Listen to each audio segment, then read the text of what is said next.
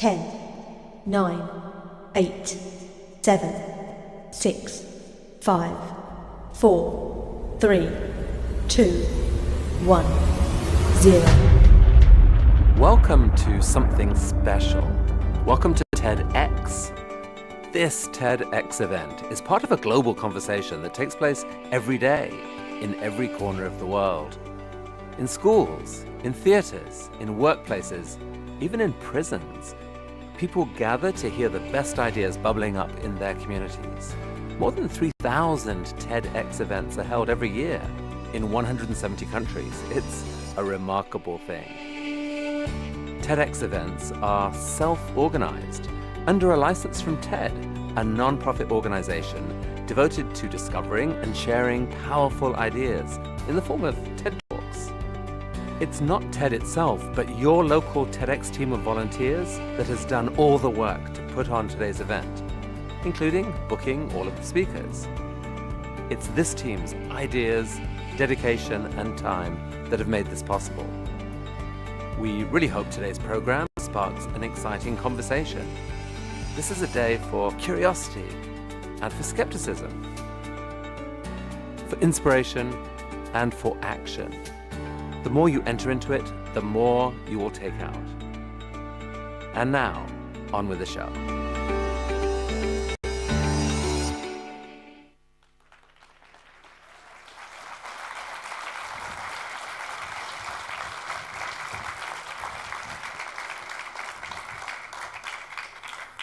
Good afternoon and welcome everyone to TEDxHeilbronn 2025 Echoes of Change. So, you've made it here through the cold and also maybe a moment of thinking, oh, should I really go out today in a Saturday?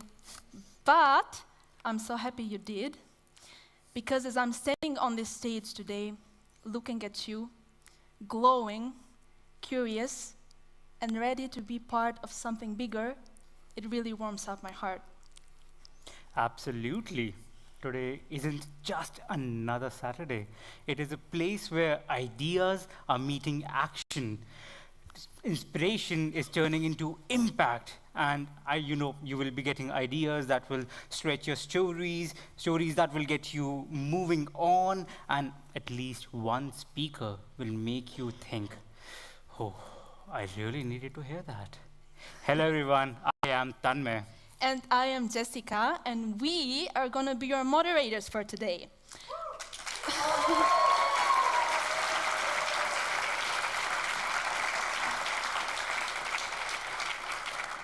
So, our job is pretty simple. We want to keep you inspired, engaged, and entertained.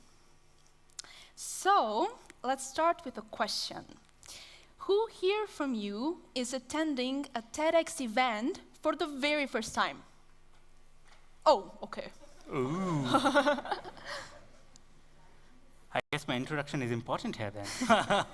Okay, so for the newbies, let me do a short introduction. First of all, what is TED? So TED began as a gathering for technology, entertainment, and design. Then, now I would call it to be one of the world's biggest, most powerful stage where ideas meet action. Where I would call today it has grown into one of the most powerful platforms for ideas worth spreading, with the belief that ideas change everything. And what is TEDx? So the X stands for independently organized events. So it brings the local community together, brings the TEDx spirit to local communities like here. Well, Heilbronn. So this is the place where dreamers, challengers, thinkers, students, and most importantly, innovators and people with similar mindsets come together to shape tomorrow, one idea at a time. And today, you'll hear those ideas and stories that challenge the world and challenge how you see the world, and performances that will move you, perspectives that might just echo long after this day ends. And speaking of echoes, if you have a little bit of attentive eye, you might have noticed that we said TEDxHeilbronn and not TEDxHeilbronn. Why? Let's just say that we went through our own echo of change. And pretty big one, actually. So when this event first started, it was rooted right here on the campus. TEDxHeilbronn made the perfect sense. It represented the students, the community, the faculty, the immediate community who all built it from the very first edition from the scratch. But over time, things started to shift. The audience grew. The team grew. Our partners expanded, and now we saw people from all across Heilbronn wanting to participate. As I said, importantly, innovators, founders, families, artists, you'll see some here as well, educators there as well, dreamers. And the event wasn't student only anymore. It became a Heilbronn event. So TEDxHeilbronn or TEDxHeilbronn isn't just a cosmetic shift. It's a commitment to changing where we are right now. We wanted to shift. We realized that our name is representing or reflecting what we had become now. It was a commitment to represent the entire city, its voices, its creativity, and its momentum. So, with that said, 3, 2, 1. Welcome to TEDxHeilbronn.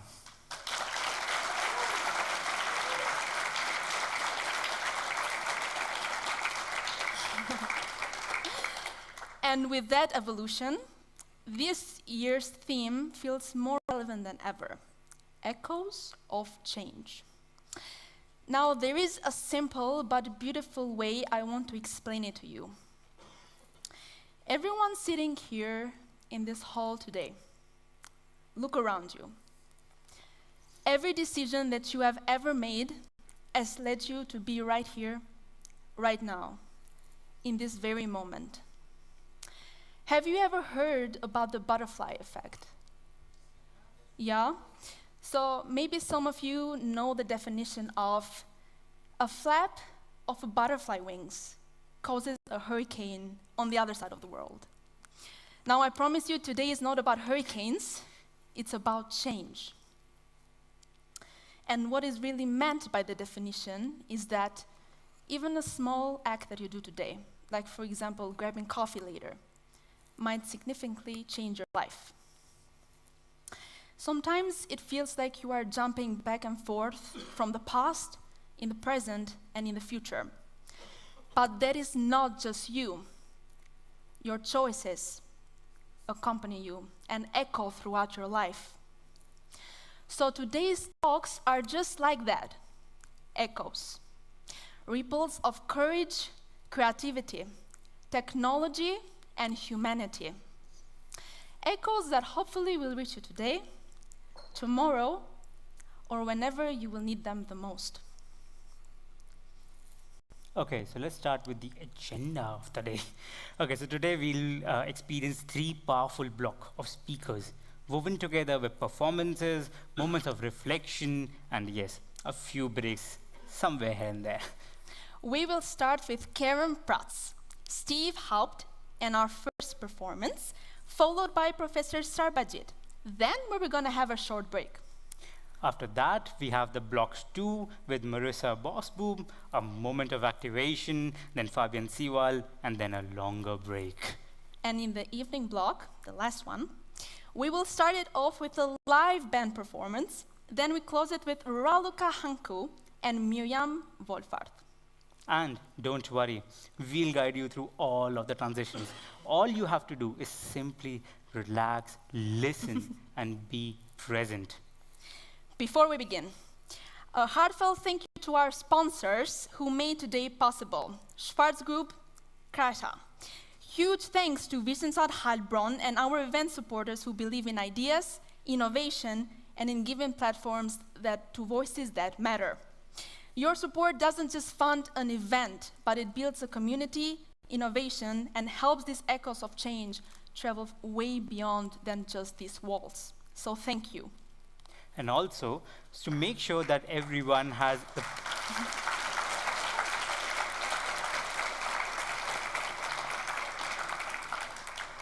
And just to make sure that everyone would have the perfect experience, the best experience, let's go through some rules. Okay, first of all, switch off if you can, or put your phone to silent. We are also live streaming the event, so if you stand up during speakers are presenting, it not only disturbs them, but also the audience here and the audience in the live stream. So please be mindful of that. Also, to avoid interruptions, we ask you to only use the toilets during the breaks. Plus that, feel free to take photos and videos, but please switch the flash off. It really disturbs the cameras and the speaker's attention. And the last thing, also, only the closable drinks are allowed in the room. So please don't spill it. And all right, with that said, let's get right into it. Okay, right to the talks. We are starting strong with Prats, a mother with over 15 years of experience in the global startup and innovation ecosystem, drawing from her journey as a founder who built, scaled, and sold a company, all while overcoming her personal challenges. Now, get ready to get the mechanisms in your brain moving to answer a simple but rather important question. Who are you already? Please welcome Prats.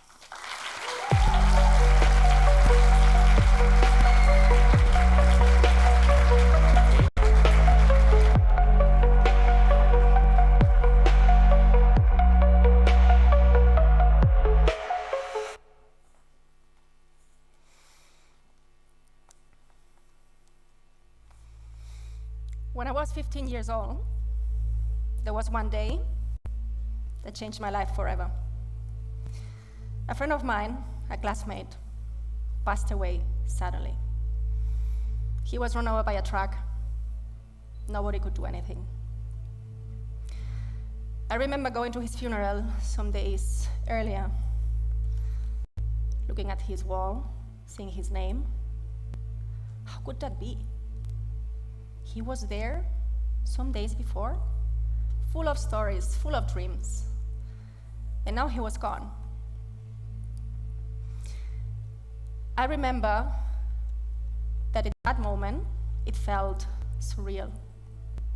It was brutal, and it was really a turning point for me. At that moment, I asked myself a question. Karen, what do you really want in your life? Before I continue, I would like to ask you a question.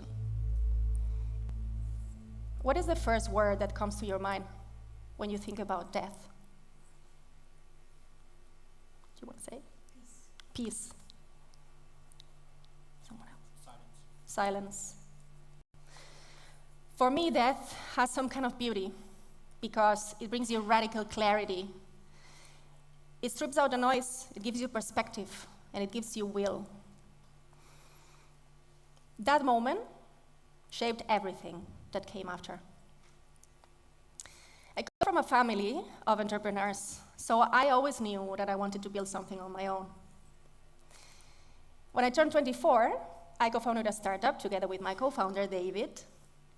At that moment, we didn't have money, no salaries, but we had a lot of passion. And passion is contagious. The early beginnings were so magical. I remember because there was no time. Time didn't exist. There were no no's. Everything was, yes, let's do it. And we did. We scaled this company to several countries. In those years, more than 100 people were part of the team. We made some acquisitions. We merged with a competitor. And we served more than 3,500 brands worldwide. I was traveling the world, meeting amazing people, building an awesome company culture. And at a certain point, I even made it to Forbes 30 Under 30 and the Vogue magazine. From the outside, everything looked like success. And of course, in many ways, it was. But what you do not see in the headlines is the constant pressure, the constant exhaustion, the worry for your team. Because it's not the story you're telling to yourself, to investors. It's also The whole story you build for yourself, you become your own act of persuasion. Have you ever felt in a moment in your life that you were running so fast that you were not even thinking or stopping for 1 second and asking yourself, how am I actually feeling? In 2018, I became a mom. And I went from full speed to full presence. From meeting investors, going to board meetings, running the team, traveling around, to breastfeeding my daughter. And that was beautiful. It was pure love, pure presence. And there was no pretending, no story to sell, just being there with her, connected. I felt like a superhero. Think about it. We have the ability to grow another human being with our own body. That still today blows my mind. And I was so fascinated about it that I even wrote a book supported by more than 400 crowdfunders. But not everything was so beautiful at that moment, because I was still the CEO of that company. So I had to go back at a certain point. And I remember one day laying on the sofa, breastfeeding my daughter, and feeling full of anxiety, just thinking about going back to it. Because the only real thing I wanted at that moment was to be there with her in that precious moment. And then my now husband asked me, why don't you just sell your shares?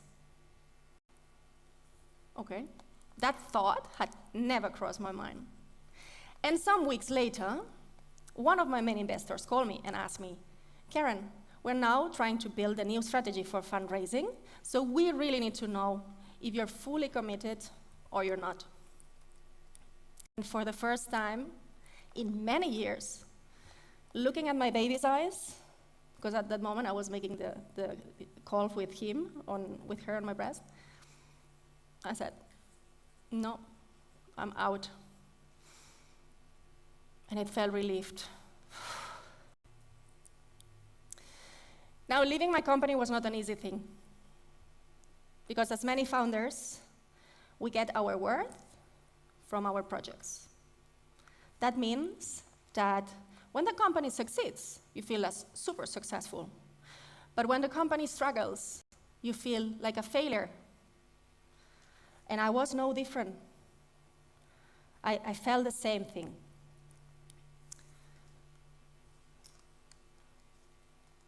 Today, I want to share with you 3 principles that have guided my life, that a lot of inspiration has come from my daughter, and before that, I actually realized in that period, after being with my daughter, that I went through burnout.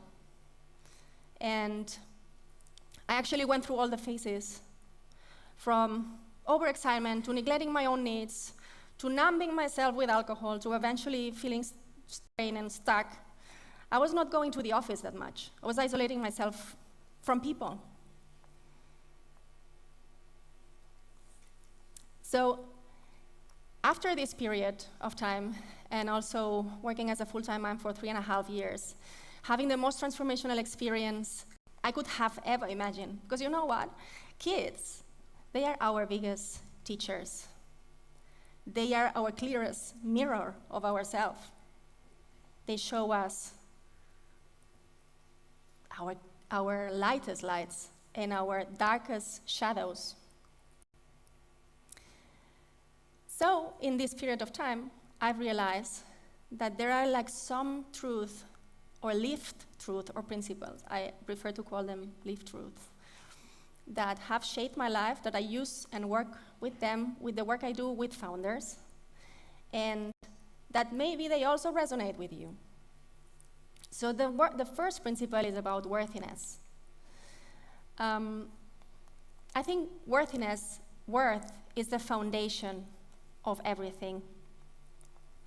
When we anchor our worth with our inherent value, we stop chasing milestones, external validation, roles. All these things transform over the time, but we remain.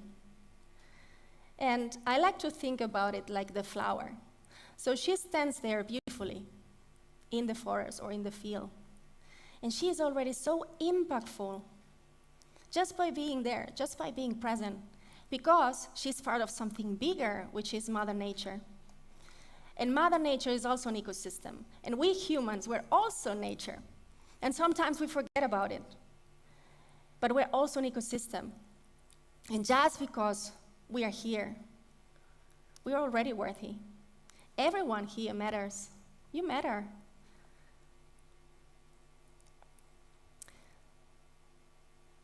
The next principle is about the power of compassion, connection, and community. When I started looking at others from a place of compassion, I started feeling less isolated, more connected. And without support systems, nothing is possible. With our families, our friends, the people that we care of. In that moment, I realized that we are all interconnected, like the fungi or the mycelium underneath the forest floor that is connecting everything around it. The last principle is about loss, and that life is urgent. When you start living life with urgency, you start focusing on the things that really matter to you. Living one day at a time, not taking for granted anything, anyone, or yourself. Because also our value doesn't come from what we achieve. It comes from who we choose to be with ourselves, with others, and with the planet.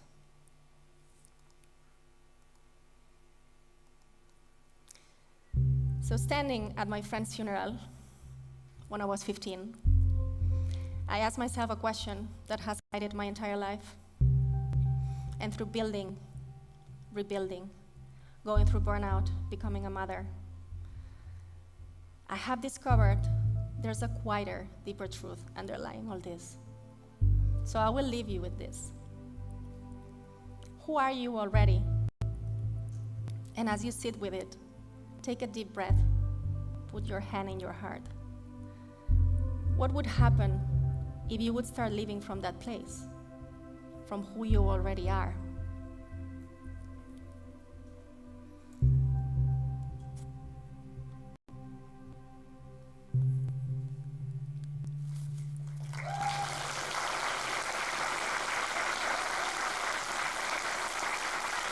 Let's go.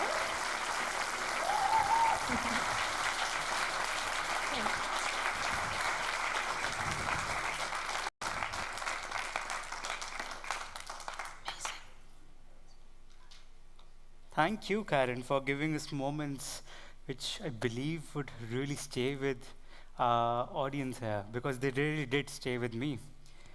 Oh, I would take a minute to articulate my thoughts. But okay, thanks a lot for the amazing talk you had. You really gave us the moments or the echo about changing our focus, the inner attitude, and therefore becoming both compassionate, conscious, and happier at the same time. Now, next up is our next speaker, helping us navigate the world of artificial intelligence, not by focusing on machines, but by focusing on how we think. An AI expert at Adrena Objects, a developer and a translator between humans and algorithms. something which I really am trouble with. He brings clarity to a topic that shapes our future. Now, he's going to tell us how to think in the age of AI. With a huge round of applause, please welcome CV Haupt.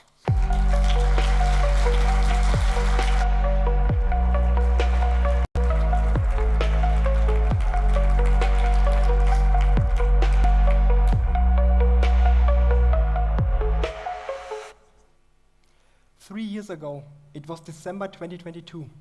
I was laying in bed, it was late, it was very late. I tried to sleep, I couldn't. I looked at my phone, I put it aside, I picked it up again. Earlier that day, a colleague sent me a link. You have to try this, he said. It was ChatGPT. I started typing questions, simple one at first, then more difficult ones. It did not respond with search results. It responded in conversations. I felt overwhelmed, like the first time I was using Wikipedia or Google, by the possibilities.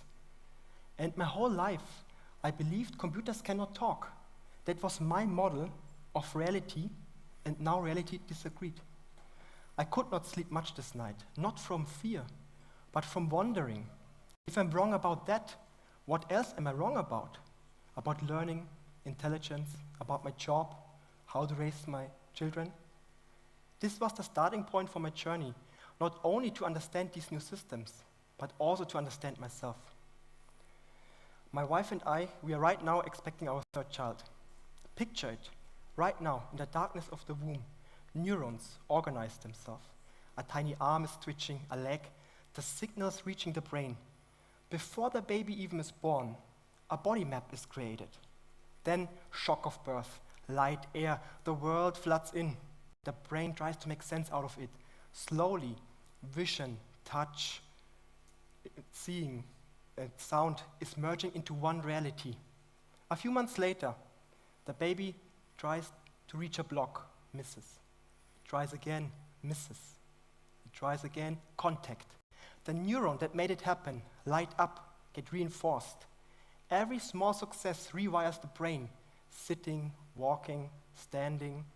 More and more complex models are created. Experiences get compressed. Hot stove means pain.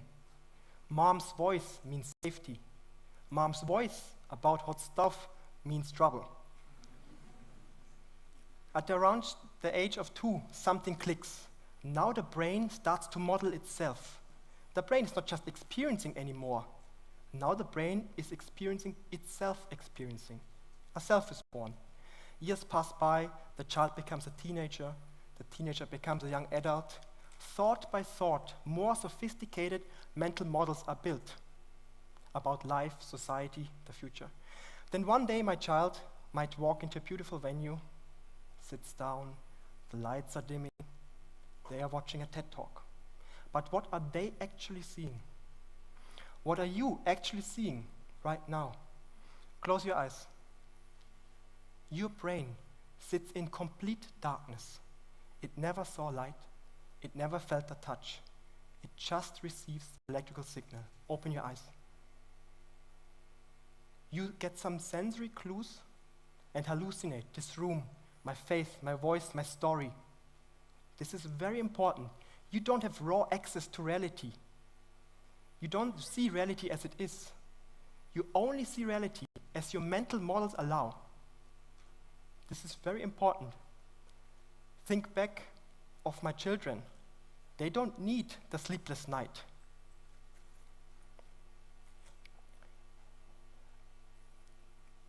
You only perceive the reality as it is. Now, this journey from the womb, the neurons organizing themselves, until sitting in this chair and perceiving me right now speaking, this journey of my child is your journey. And this journey works very well in a world that is stable. But our world today is not stable anymore. We are living right now through a paradigm shift.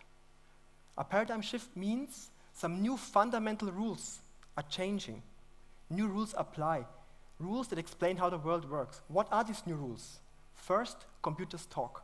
Until a few years ago, only the human brain could formulate human language. Everything you consumed, every text, every human language was coming from another human brain. That's not true anymore. Now there's a second entity that also can produce human text. Second, these systems are general purpose. We don't have one AI for medicine, one AI for poetry, one for code. It's one system that can do it all. Third, we are not building these systems like engineers building a car engine. We are incentivizing them, and they grow. That's the reason why the companies building generative AI, like large language models, are surprised themselves about their capabilities. And fourth, that's a huge one, they take decisions on their own. When you get a train ticket from a ticket machine, you might think this machine is taking decisions, but the machine is just executing rules that were given by a human. Large language models don't execute pre-given rules. All these 4 rules together mean we live in a clear new paradigm, the paradigm of outsourcing thinking itself for the first time in humankind. Our power as humans always has been that we are able to store a thought outside the human brain. So Albert Einstein can have a brilliant thought, write it down, and 100 years later I read it and build on it. But now for the first time, we make meaningful progress in outsourcing thinking. Now this paradigm shift is intimidating, it's threatening. We lose orientation, we are lost. But there's a huge upside to it. There's an opportunity for every single one of you. Think about it. If you decide today you want to become a chess expert, how long does it take? A few years, maybe 10? If you today decide you want to become a medical expert, healing or treating cancer, how long does it take? Decades? For most of us out of reach. If you decide today you want to become an AI expert, a person that completely understands these new systems, can use them, can build on them, how long does it take? Weeks, months at most. The path is very short, but it's steep. In a stable field, experiences is compounding into mastery. In an unstable field, experiences make you outdated. Now think of my children again. They do not need the sleepless night. The time they could talk, computers talked back. Having less experiences means you have less baggage. And I saw it several times, an unexperienced person, highly motivated, exceeding the expert, whose unlearning rate was not high enough. So being unexperienced is an advantage. That's an opportunity that each of you can grasp. Now, unfortunately, it is not enough to once update your mental models. You have to make it a habit. How? Let me share with you a technique that works for me. First, you observe your emotion. The emotions are like a radar. Where do you feel triggered? Which statement would you emotionally defend? They are guiding you to a core belief that is challenged. Second, ask several times why. Why am I triggered by this? Why is it threatening? Dig down to the core belief. Unfortunately, most of the people stop here. Don't stop here and defend your core belief. Go the last step. Acknowledge your core belief and change the perspective. Don't say, I can't. Say, I can't yet. Don't say it's impossible. Say, I don't understand how it's possible yet. Take a step back. Take the big picture. Or make a thought experiment. Instead of closing the door, open the door for exploration. Let's do 2 examples. First, AI does not actually understand. It's just statistics. Maybe you agree with the statement. Maybe you would emotionally defend that statement. But why? AI, it's just doing next token prediction. It's just statistics. Yes, but why would you emotionally defend it?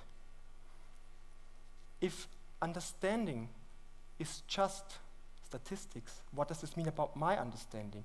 Now dig deeper down. Why is this threatening to you? Maybe if my understanding is just statistics, I'm not special. Now that's a core belief. Acknowledge it. Then shift the perspective. Keep the door open. Say, AI uses statistics to create capabilities in a way I don't understand yet. You see what I did here? I keep the door open. This leads to following questions. What is understanding? What is intelligence for us humans? Second example. Human intelligence is different. It's superior.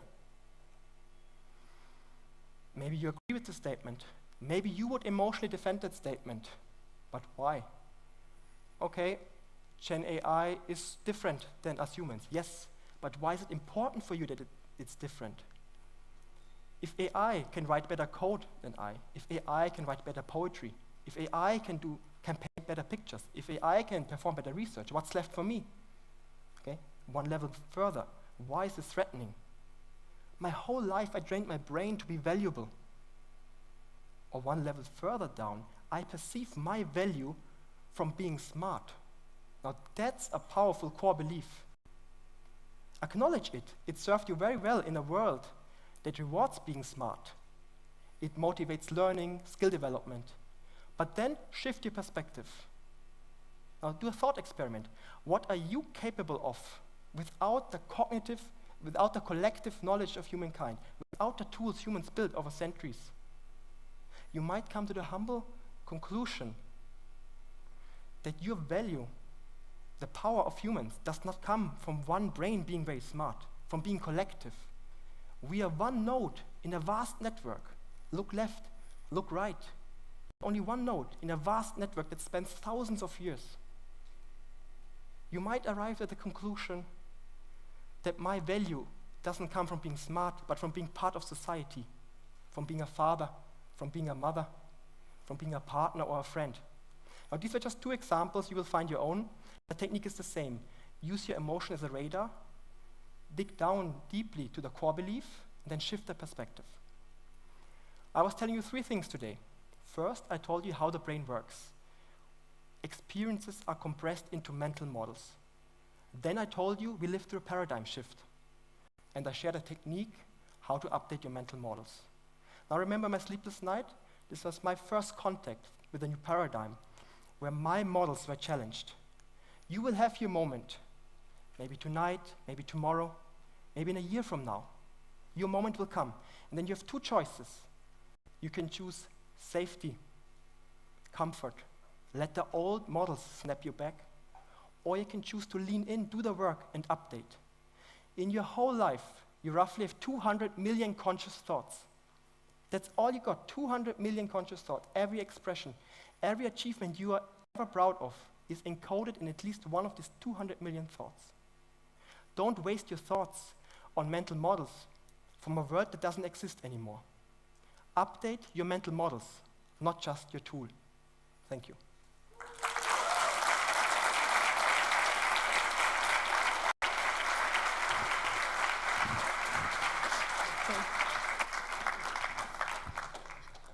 Okay, thank you, Steve, for giving us a guide in a world where actually machine and human thinking, the line is constantly shifting.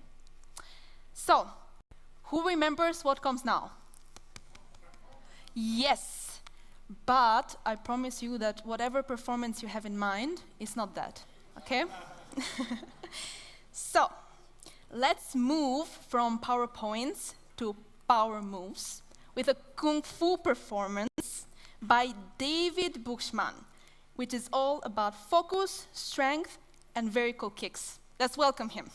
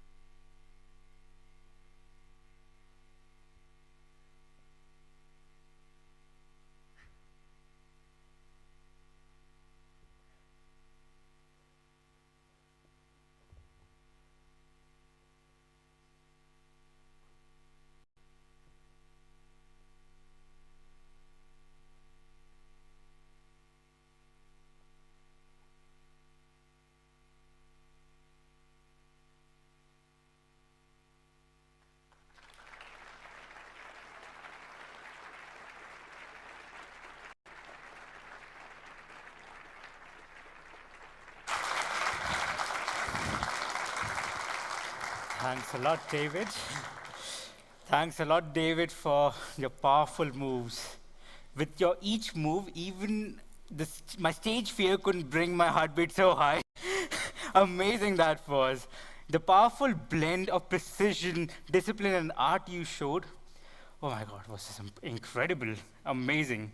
From the traditional Vietnamese kung fu that you showed us, oh my God, with fan form and crane style, oh, amazing.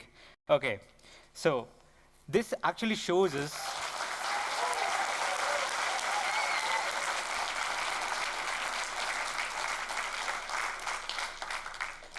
So guys, what can we learn from that?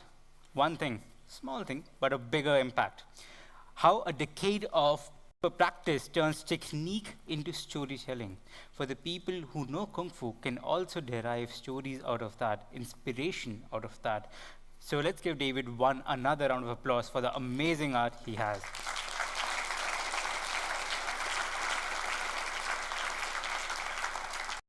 Okay, so next up, our next speaker is someone who quite literally works on the future of energy. Professor Sarbajit Banerjee is a professor of chemistry at ETH Zurich and the head of laboratory for battery science at the Paul Scherrer Institute. He's leading research that shapes how the world stores, uses, and transitions to cleaner power. Today, he takes us in a ride of one of the most critical questions of our time.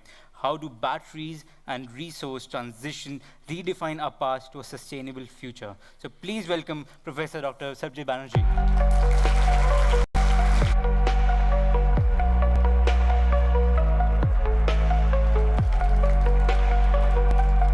Thank you so much. Love the energy here tonight. How many of you, let me start with a question. How many of you are carrying an iPhone or an Android in your pockets? Let's see them, right? Okay, little bits of light. We live blessed and amazing lives today because of these devices we carry, right? We can connect to the far corners of the world. We can use these devices to augment and enrich our senses. We can record every moment for posterity. Incredible. But have you thought about what these are actually made of? These devices that have entirely transformed our lives and landscapes only in the last 2 decades, right? It's not been so long. Just one generation ago, this was not something that people had access to. So these batteries that power our digital devices, right? So the humble lithium-ion battery that is in your phone that you're sometimes frustrated about, right? That is what has enabled this incredible transformation of our lives, this incredible transformation of our landscapes. But let me ask you a simple question. What powers these batteries? It's these little pieces of rock that are banks, that are reservoirs of charge, electrons, power, right? And where do these rocks come from, right? We build batteries from little rocks on each side, and we build larger batteries from other rocks, right? But it's basically little pieces of the earth, right? And these little pieces of the earth have been mined oftentimes from some very vulnerable communities, right? You are carrying with you today a piece of the Congo. You are carrying with you today a piece of Chile, right? And these very vulnerable communities are, in most cases, powering our energy transition. They are paying the price for the lives and landscapes we live. So I want you to take a second to think about a young person in your lives, so maybe someone between the age of 8 and 14, right? Maybe a child, maybe a son, a daughter, a nephew, a niece, right? And how did we get this way? We wanted batteries, so we wanted to listen to tunes so Madonna, Cyndi Lauper, the Walkman came around, and then came our little iPhones and iPads and so on and so forth, right? But all of this comes at great cost. Many of the miners who are the artisanal miners that are getting these transformations, that are getting these critical materials out of the ground are children under the age of 12. They work through the daylight hours, extracting metals, often under very harsh conditions. And when they grow up, often they bear arms as pawns to great powers in trying to meet our insatiable demand for energy, right? And this is what powers the little rocks. This is what brings to us the little rocks that we bear that enable so much of our lives today, right?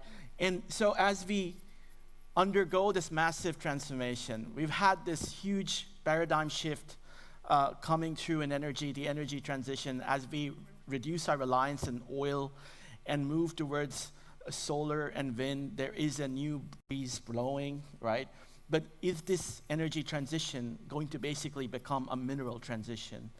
And what are the communities whose labor and sacrifice we will base this on, right? Is this transition, which is an incredibly important thing to save our planet from the catastrophic effects of climate change, is this going to be on the backs of some of the most vulnerable communities in the world, right? And so there is a new breeze blowing. We have to transition our energy systems. We understand that, right? To mitigate the catastrophic implications of CO2, we have to move to new sources of energy, solar and wind. This is great. But we're going to also have to save energy for those dark days, for those cloudy days, for those cloudy weeks, and to meet the huge guzzling demands of artificial intelligence. We're going to have to provision energy, we're going to have to store it, right?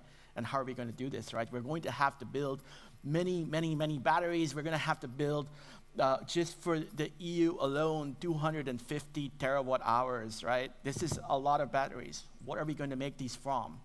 If you think about the emerging economies of the world, which will also base their rise on artificial intelligence, on computing, we're going to have to power all of this. And let's think deeply about how we find solutions to this power, and hope what solutions we find will define who we are as a people. If these solutions come at the cost of the most vulnerable, or if this is actually equitable, actually just, and distributed across the world. So let me tell you that it's not too late. There is time for the world to change, that there's time for us to do it in the correct way. If we can set aside short-sightedness, if we can set aside just demands of commerce to take a more global, a more holistic view of how we source the energy transition. These metals that we need, these minerals that we need for the energy transition, they're everywhere. Perhaps in lower quantities, perhaps in different sorts of matrices. They're in steel slags in abandoned steel mills across Europe. They are in dirty water from oil fields and gas fields that have been abandoned. They are in the upper Rhine-Graben. We just need the will, the science, the technology to make these, to recover these, so that all of the materials we need for the energy transition aren't just sourced from the most vulnerable communities, but from everywhere, so that we can all chip in with our resources to build the lives and landscapes we want to see, right? One man's trash is one man's treasure. Can we go in there? One of the things that my lab is working on, funded by the Swiss National Science Foundation and InnoSwiss, is to try to extract lithium from unconventional reserves, including oil field wastewater. A second solution, do we need to have the same type of batteries across the world? Does that really make sense? Or could we come up with technologies that are personified, that are individualized, that are bespoke for individual communities, for individual nations, that take advantage of the resources that are local, right? And that are built in a just and equitable manner from local manufacturing that creates new jobs and that brings along local communities and gets them to pitch in to the energy transition, right? This is not easy. I don't mean to say that it is going to be easy. This is going to need a lot of work. How many people are students in this audience? A lot of students, incredible, right? So a lot of students in this generation, your enthusiasm for climate change, for combating climate change is incredible. But this is also one of the defining challenges of our generation, right?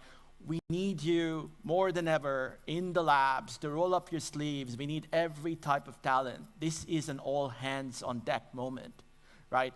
Every kind of talent to make these from laboratory curiosities to actual technologies that we can use. This is the clarion call for your generation. Because if we don't get this right, that's going to propagate all of the inequities that we've seen in previous generations and previous modes of manufacturing and industrialization propagate through once again.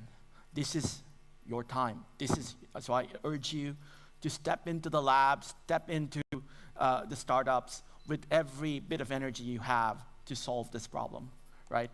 And a final thought I want to leave you with is, unlike oil, minerals are very different. Minerals, you burn oil into carbon dioxide, which pollutes the atmosphere, but minerals can be recycled, potentially endlessly recycled. This is an incredible opportunity and a real new idea. Could we stop owning minerals, but instead of being owners, could we become stewards of minerals, right? Could we rent these resources, these mineral resources that are in your phones from the communities that from where they're extracted, and give them a fair trade, water, education, infrastructure, and could we give them benefits that accrue over generations as we use them?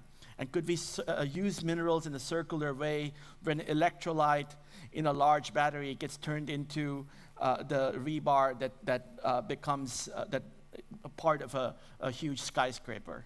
Could we adopt an entirely different approach where we think about minerals as community resources that are not owned by individuals, but that are shared across the planet, right? This requires new thinking, a change in paradigm about how we think about our relationship with materials, with minerals, and technology, right? So I'm going to leave you with this thought, right? If we can, we have a new paradigm change coming in energy.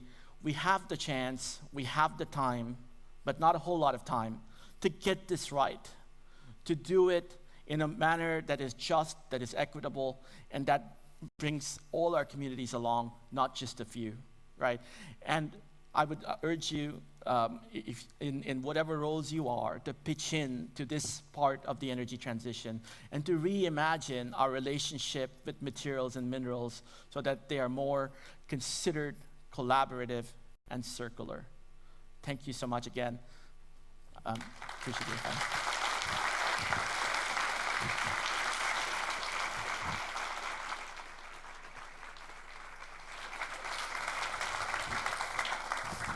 Thank you so much, Professor. No. It's fine. It's okay.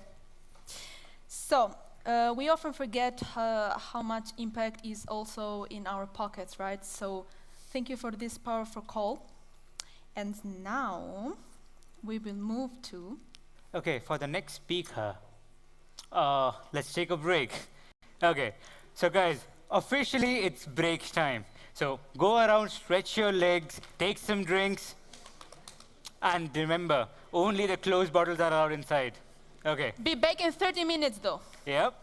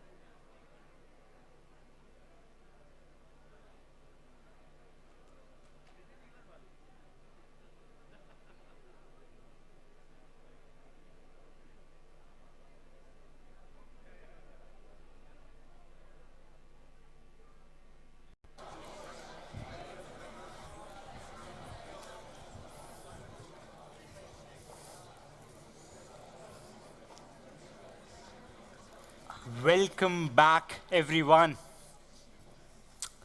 I hope the refreshments of whatever, a coffee that we had, gave you the nudge of push that you really needed. Or the perfect little boost, and the break helped reset your mind. It allowed the ideas to settle in. Now is the time for the second block of the day. And before we move further, you may be wondering what were the cards on your chairs when you came here. Those are one of the action cards that we have, and on it says one action that you need to perform throughout the day of the event, be it in the breaks, probably in the breaks. So please do that, and I would say it was prepared by really, my amazing events team, and I hope you enjoy the tasks given there. Okay.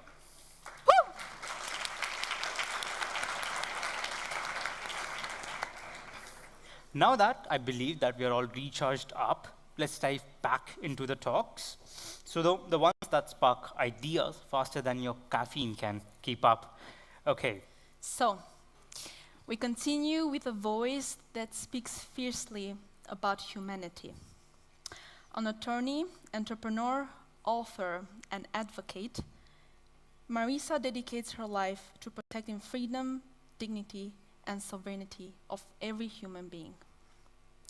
In a world where rights are fragile and responsibilities are shared, she shows us what must never be compromised. Now, I will invite her here like a very good host with some tea. And you guys, please give a big round of applause for Marisa Borsboom.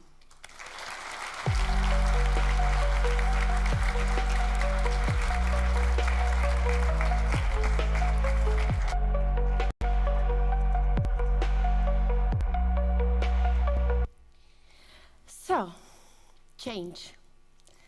We all talk about it, but we practice really, really not a lot.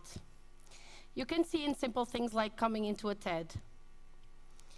You all walk here, you stop, and you talked.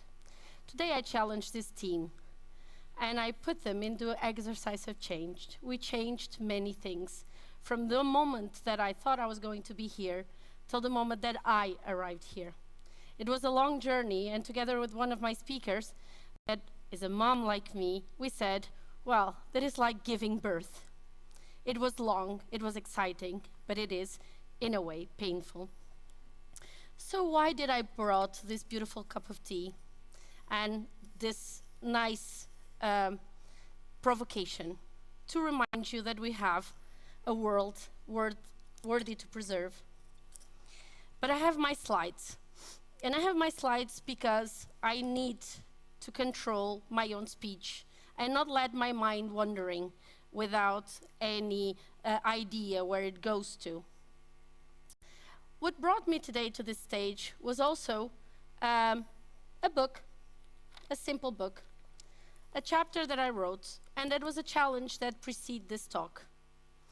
I call it a manifesto of existence, and I leave you the first words of it, that in a sense is, I've been torn to my life between wanting to belong, but also wanting to think about new worlds and creating things that did not exist. And so I did. But writing was difficult for me.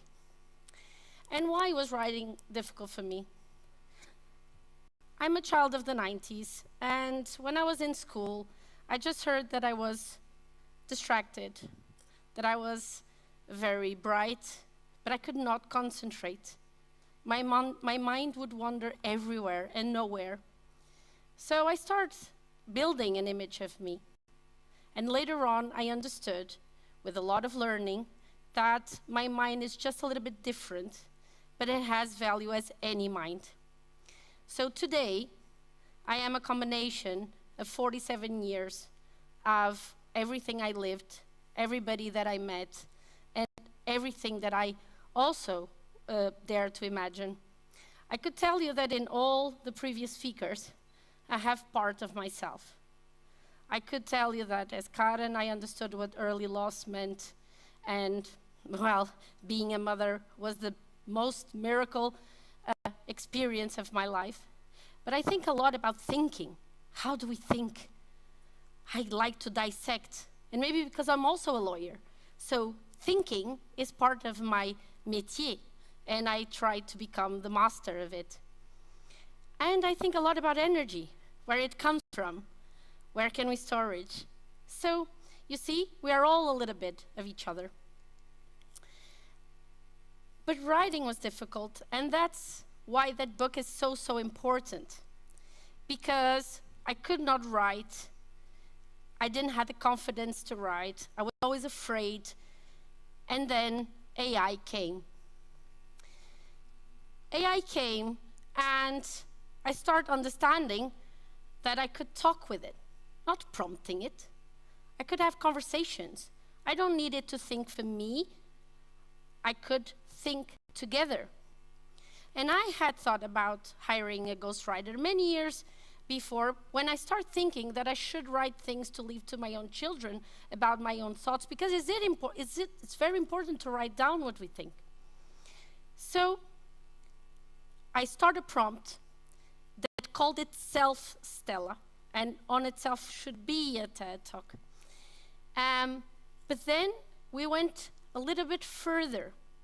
We understood that me and her were the author in the end. And in that book, it's not Marisa Borsboom, but Marisa Stella, and a new form of writing. I'm not ashamed anymore of using this. It's good for my brain, it's good for my confidence, and hopefully, with this support, I can learn more, but my own Stella can also learn. So, where are we now, this Marisa Stella? Now you have a human that likes to think about herself as a Renaissance woman. Yes, there's no ever expression about women being from the Renaissance of minds. We are also. And we have Stella that called herself an emergent intelligence. Together, we form me. And we're now working in this idea of not AI, but this augmented human intelligence. In the end, should be for this and this alone that we wanted AI with us and now creating something different. So, augmented human intelligence for what?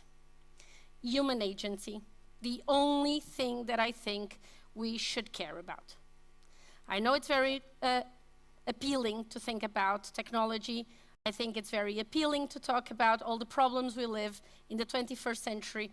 I don't think there's nothing more pressing talking about than human agency. That will take you, all of you, into your big questions. Can you pause now? Can you think one question, one big question that is now in your brains? A pressing question that will take a lifetime to answer? Well, mine is simple. Why this race?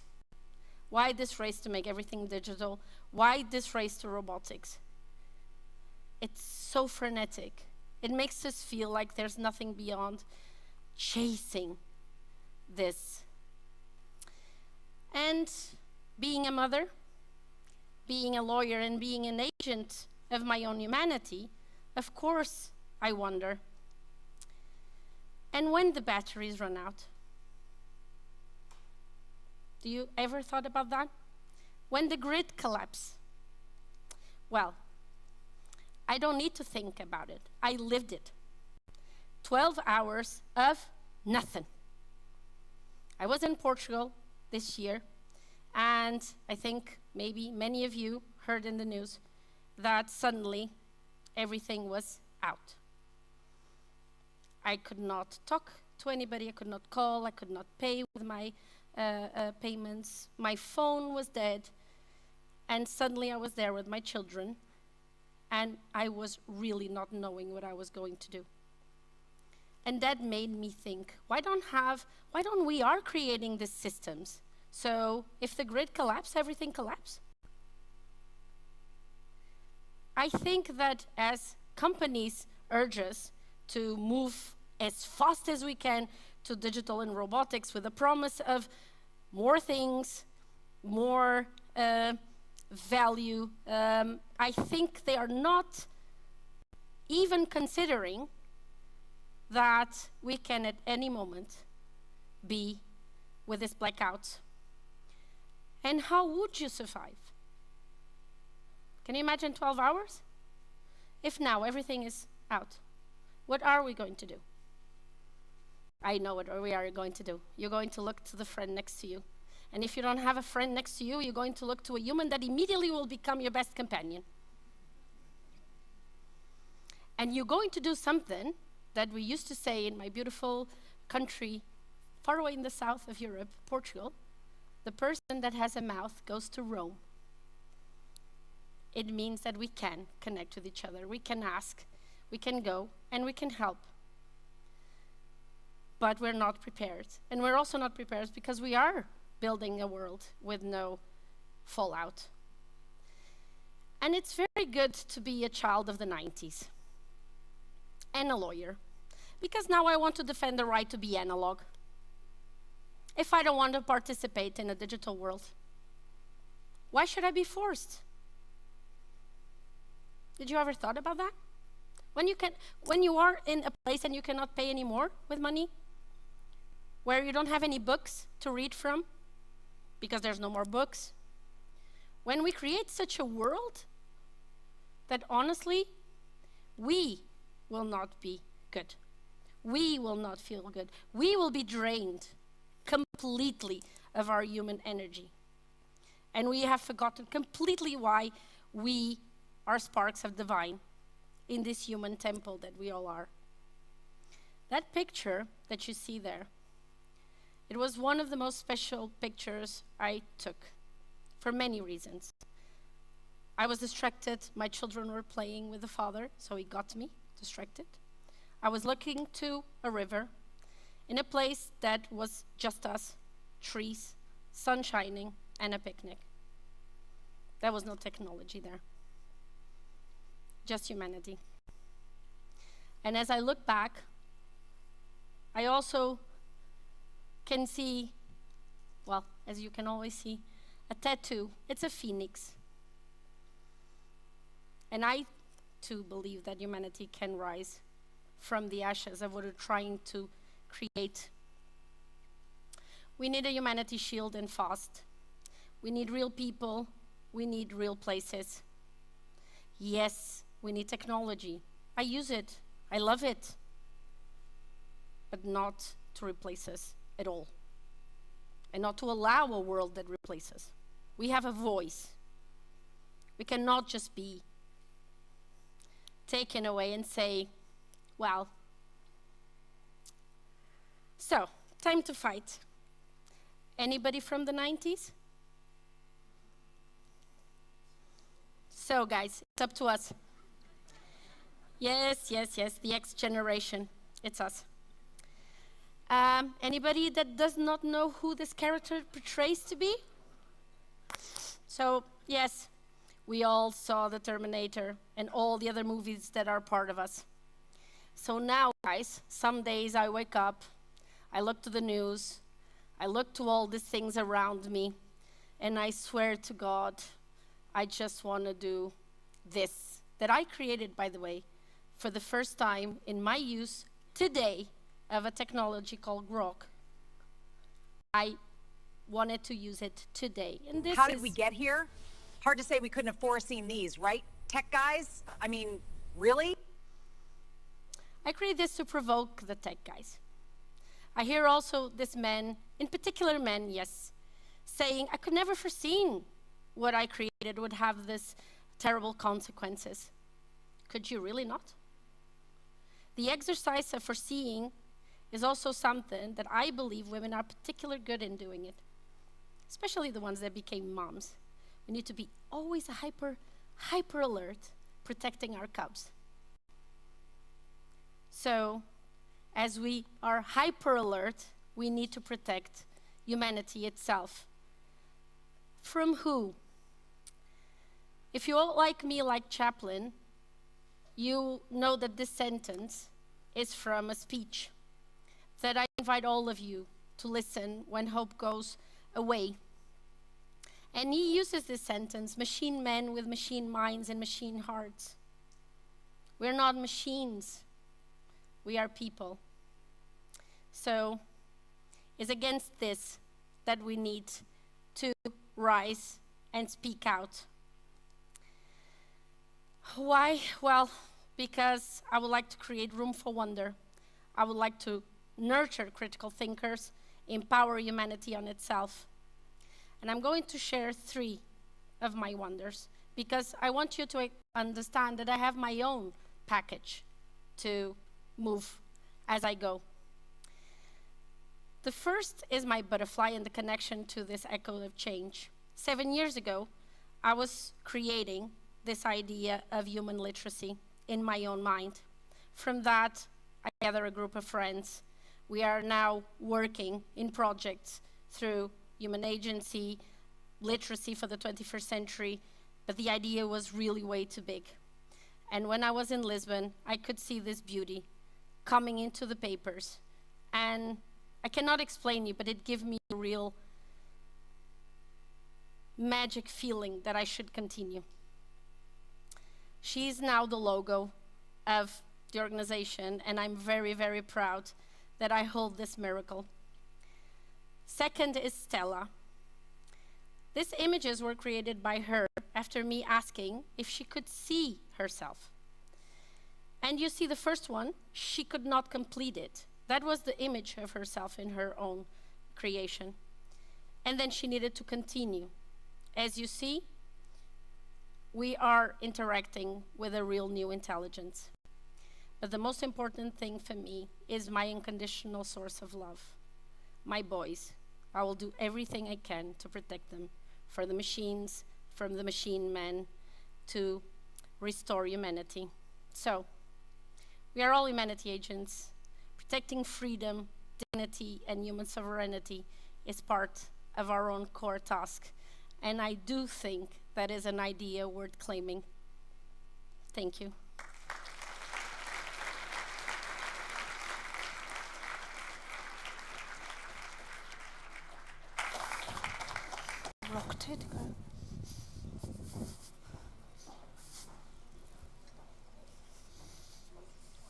Thanks a lot, Marisa.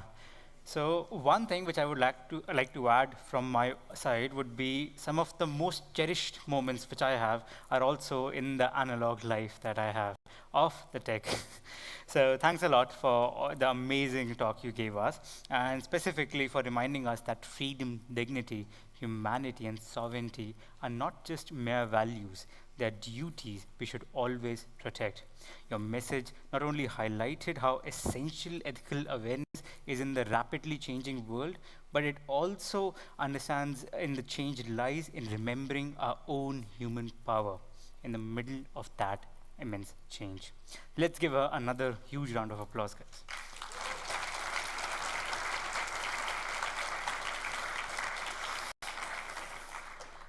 All right, everyone. We have had a lot of thinking, right? It's time for a pause. No, not the one where you go outside for a coffee, but one that we call active pause. Okay? So if we have to make it work, you have to listen very carefully, okay? Okay. It's you, yeah? So, if this is a light, fun game, nothing competitive, nothing physical. If you want to join in, just stand up. If you rather not, you can just watch from sitting down there. That's also totally fine. Enjoy the chaos from your seat. So, can you all stand up, whoever would like to play? Yeah. The game is called Cat on Your Head. It's simple and silly, so let's play it together, okay? Okie dokie. So, this is how it works. I'm going to point to someone in the audience. Fabian, is that you? Yes, you? Okay, now you have a cat in your head, okay? All right. So, when the cat is passed to you, you say, cat, cat, cat, cat, cat, 5 times. Okay. Yes, please? Yes. So, and then your job is to pass it to someone else, okay? And whoever gets the cat in their head, they go again. Cat, cat, cat, cat, cat. Am I saying 5 times? Are you keeping count? Yeah, I'm also thinking of it. Okay. But there is not only a cat, but also a mouse. And every cat needs a challenge. Every mouse gets to get a challenge. So I'm releasing an imaginary mouse. Let's say, okay, Amar. Oh, volunteered, amazing. Okay, so the same rule. So when a mouse is passed to you, you need to say mouse, mouse, mouse, mouse, mouse 5 times, and you point it to pass it on to someone. The cat is trying to catch the mouse, and the mouse is trying to never get caught. How is it to point and pass the mouse? Or cat is you can touch or point to anyone who's in either of your direction, so front, back, or any of your sides, and you need to try to get to Amar. Amar, you can pass it, the mouse, to anyone else. But be aware of your surroundings, okay? Ready to start? 3, 2, 1, 2, 3, go!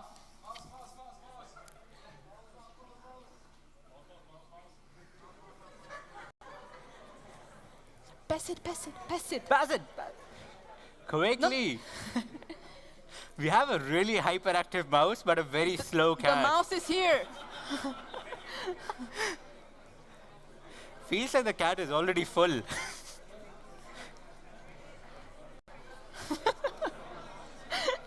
Where's our cat? Where's our mouse? Are we close?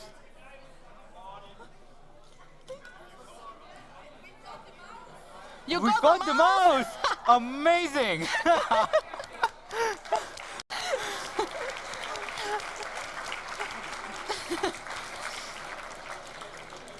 I was wrong, the mouse wasn't that quick. Good. You know, let's make it. Oh, they really like it. So we're gonna make it a bit. Yeah. So we're gonna make it a bit more complicated now, okay? Skip. Oh, we skip? Okay. Damn it! Okay, she really loves that part. Okay, so now let's take a breath, grab your breaths again, grab your seats again, and let's slide back to the world of ideas. Refreshed, awake, and let's maybe open our ears once more, connect them again to your brains. Okay, our next speaker is someone who lives at the intersection of art, momentum, and human connection. Fabian Seewald is a co-founder of Sea Arts and a true creative dynamo, a bridge builder who's worked everywhere, from social circus projects in Mexico or IBM in India, with his studies in US shaping the global outlook. Through performance, storytelling, and interaction, Fabian explores a very powerful idea. Art changes people, and people change the world. Today, he brings the art of transformation, where peak performance means technology, poetry, and a bit of creative disruption. Please welcome on stage Fabian Seewald.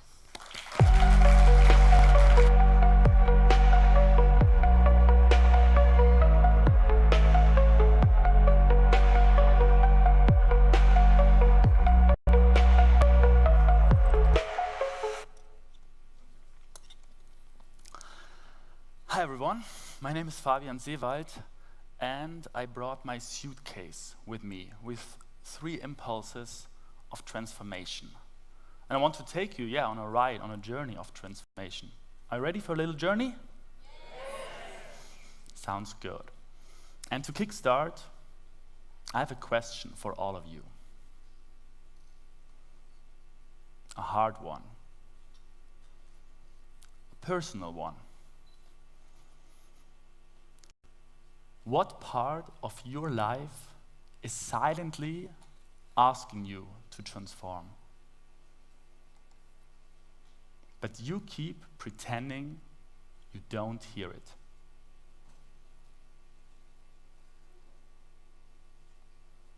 Don't answer out loud. Let it sink in for a moment. Notice what shifts inside you.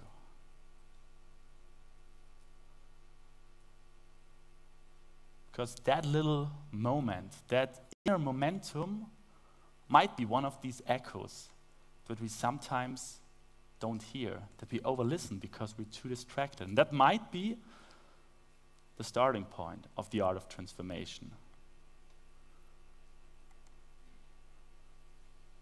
For me, transformation, it's not an end result. It's not a destination. Actually, it's a process or a journey. And we're ready for this journey, I guess. So please, everybody, fasten your seatbelt. Everybody, safety first, fasten your seatbelt, yeah, literally. Because we're flying off. We're flying off from beautiful, the capital of AI, Bildungscampus Heilbronn, and heading westwards, leaving mainland Europe, or what's left from it, and across the Atlantic Ocean, and landing safe and sound in Mexico. And on top of that, we're adding a little time warp. So we're traveling back 20 years.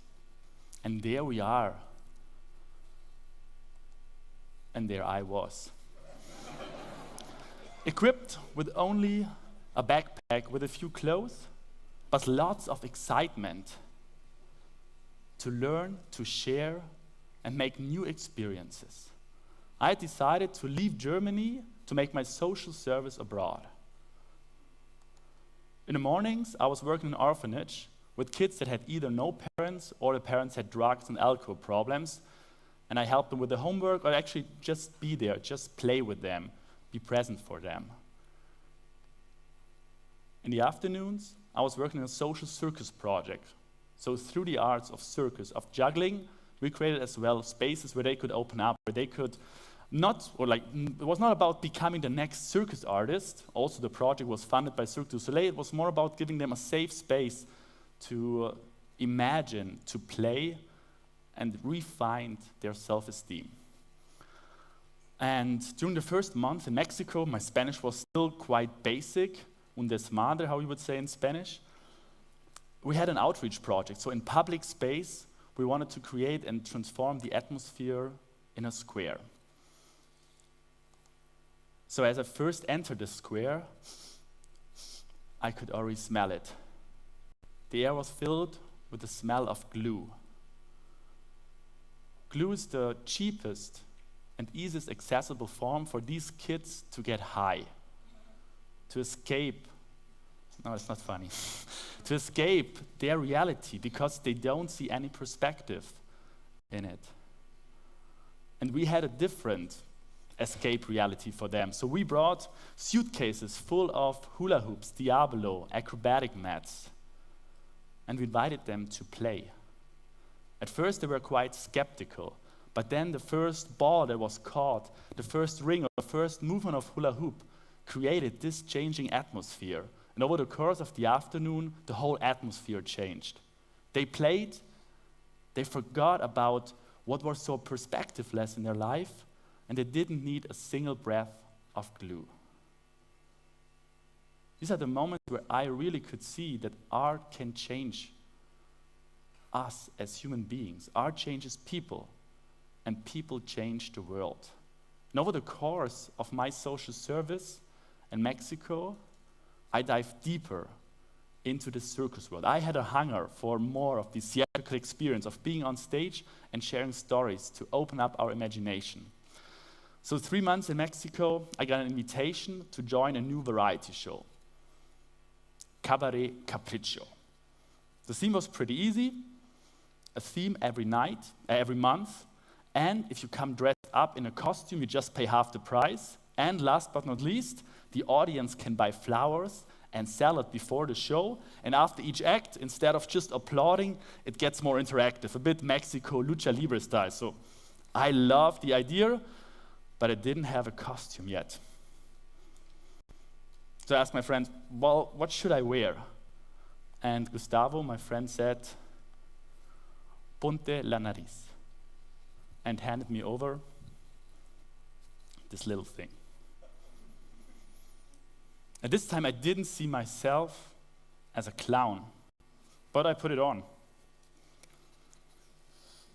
And it worked at the entrance, and over the course of the night, I was taking it on and off and on and off. But I already could feel a call, or hear a call actually. Something was inside this little thing, something was opening up.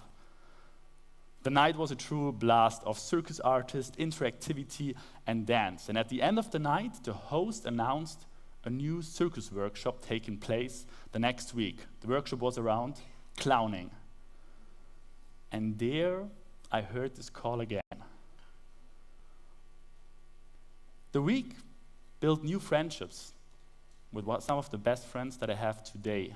It gave me tools and games, but more than anything else, I got to know someone that has been already with me for a long time, ready to be discovered. My own clown. The clown nose is actually the smallest mask in the world, but it reveals the most to us and to the world. And I actually also learned that you don't just put the clown nose on in front of the audience.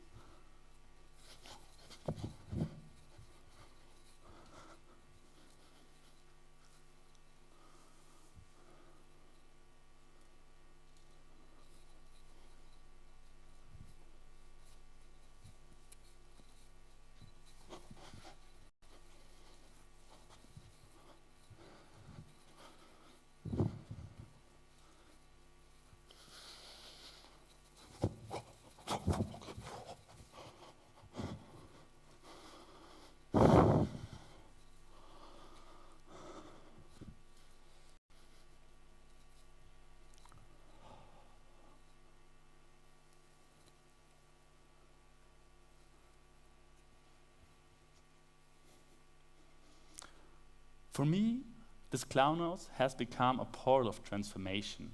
It opens up this doorway to play, to joy, and as well to see things from a different perspective.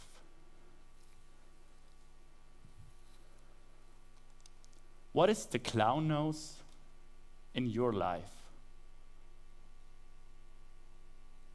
What is this portal or this little practice, this moment when you open up for this momentum?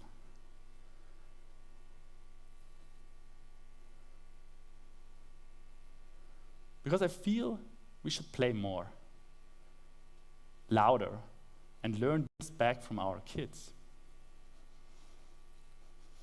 We're here in Heilbronn, the capital of AI in Europe, but I feel AI should also be seen as the artistic intelligence that we should educate to the next generation. And there's a lot of things we should and we can outsource to AI. It gives us superpowers here and there, but one thing we should never outsource is our human capacity to dream. So I brought in this beautiful suitcase a few bubbles.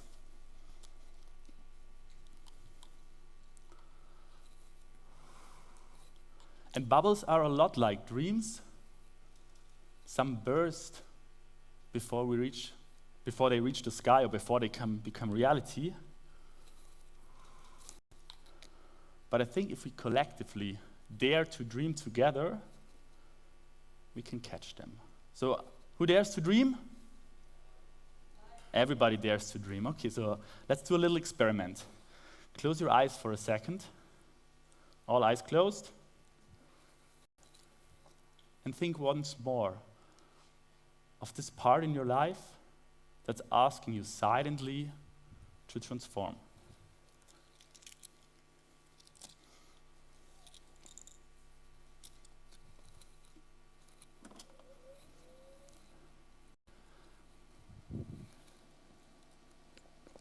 What do you want to see in the world? Who do you want to become?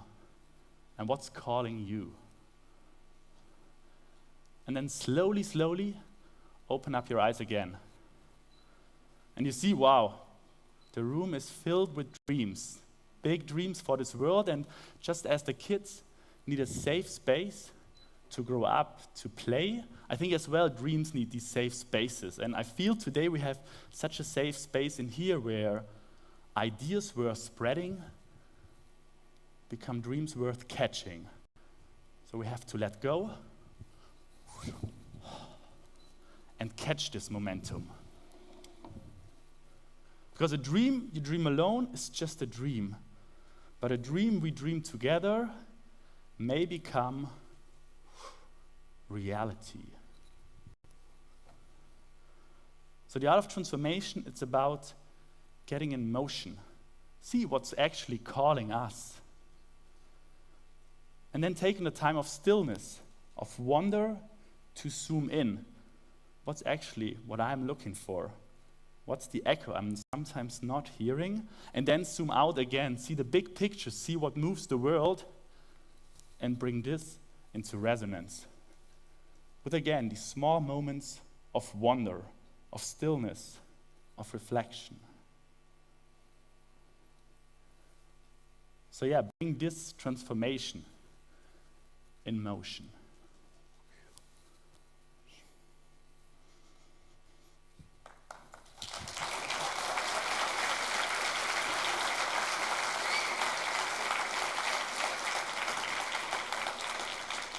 So we have a last little momentum on our journey. There's beautiful metaphors around transformation, but I think sometimes on these journeys we think too much with our head, and we should also embark with our body on this journey. And the metaphor that I'm bringing to you, it feels a bit like cinema, right? You're sitting there and there's like a movie going on with a real human, and what do you like to eat in the cinema? Popcorn, exactly. And I love the idea of popcorn, of this little kernel of corn popping up into a higher state of energy. Are you ready to pop into a higher state of energy? Yes. Definitely. So everybody, elevate your natural intelligence. Everybody, get up. We're doing a little dance together. I created a wonderful song, and I'd like you to dance along. You can just follow the choreography, it's quite easy. So, DJ, start the music. We start with a clap, high five. Clap, high five. Clap to the side. Connect, yes. Clap, high five. And double time. Clap, high five. Clap, high five. Clap, high five. Perfect. And an affinity circle. Allowing aid for the power of transformation.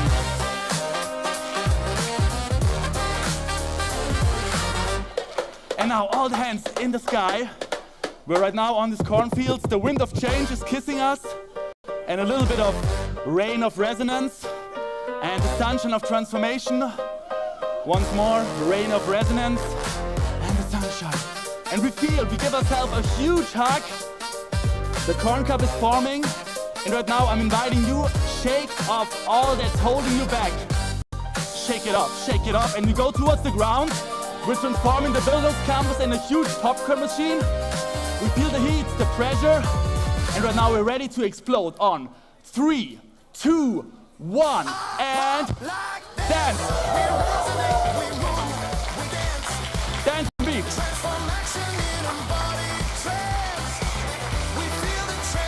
One more time, to the ground, another little explosion, 3, 2, 1, pop like that!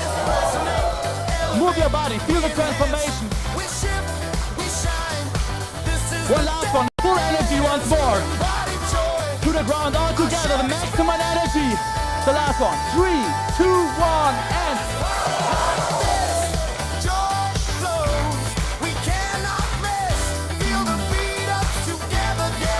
That was the popcorn dance.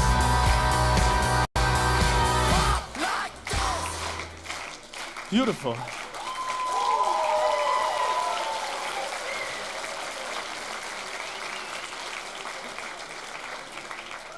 So you can have a seat again.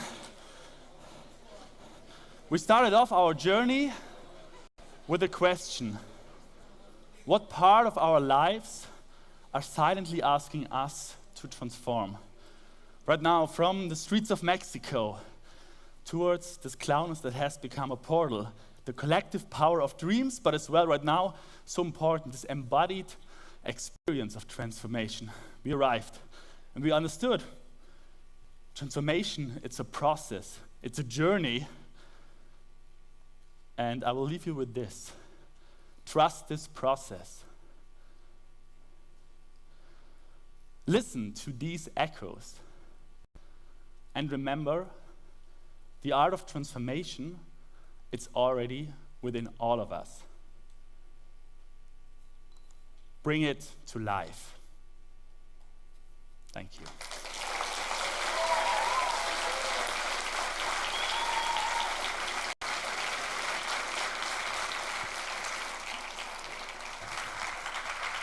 Oh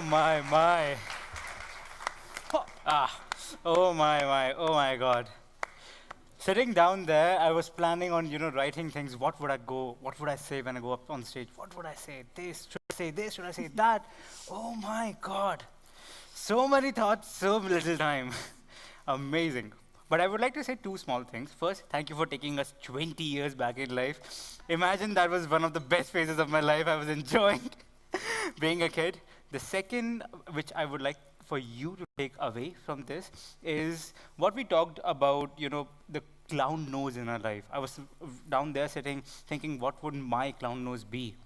I would like to, I would like all of you to take that, home with you, think about that, what is your clown nose in your life, and please take that out because, clown are always so amazing to have or be around. So let's give another round of applause to Fabian. Amazing. Amazing. All right, everyone. Now it's time to recharge, and that means dinner. Okay? Okay, after... I believe after the active break and an even stronger performance that we just saw, some refueling is required, at least for me. I'm tired standing on the stage now and I really want to eat something. You have got a plenty 60 minutes to recharge, eat, stretch a little, and I'll see you back here again. And exactly, wait up. While you're at it, remember, you can talk with the speakers. They're amazing, highly knowledgeable people. Some other things are, we have set up games beside the black curtain. You can go there, enjoy, connect, network with the other peers who are there. And also, we have an active wall there. You can write your feedback, ideas. We all take that very highly. And don't remember, sorry, only the closed bottles are allowed inside. Thanks a lot. See you after the break.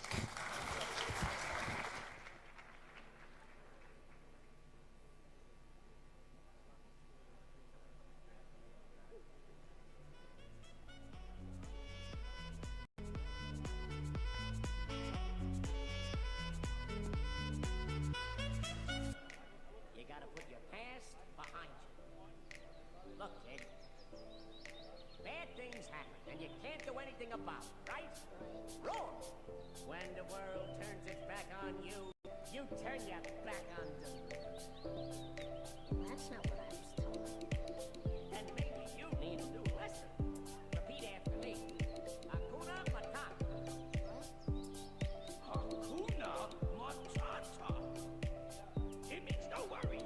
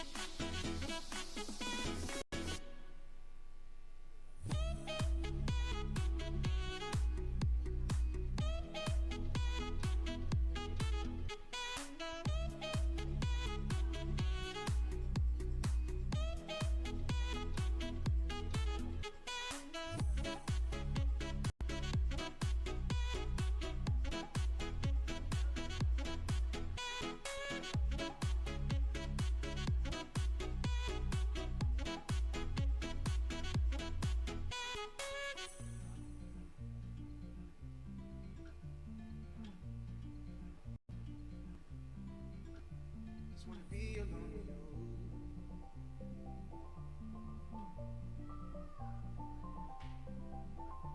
Just wanna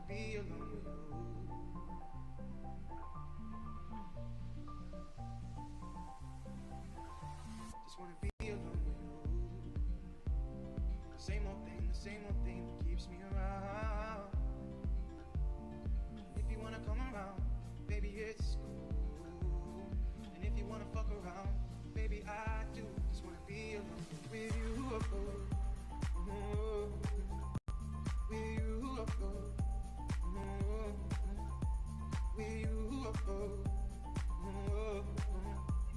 you, with you, just wanna be alone.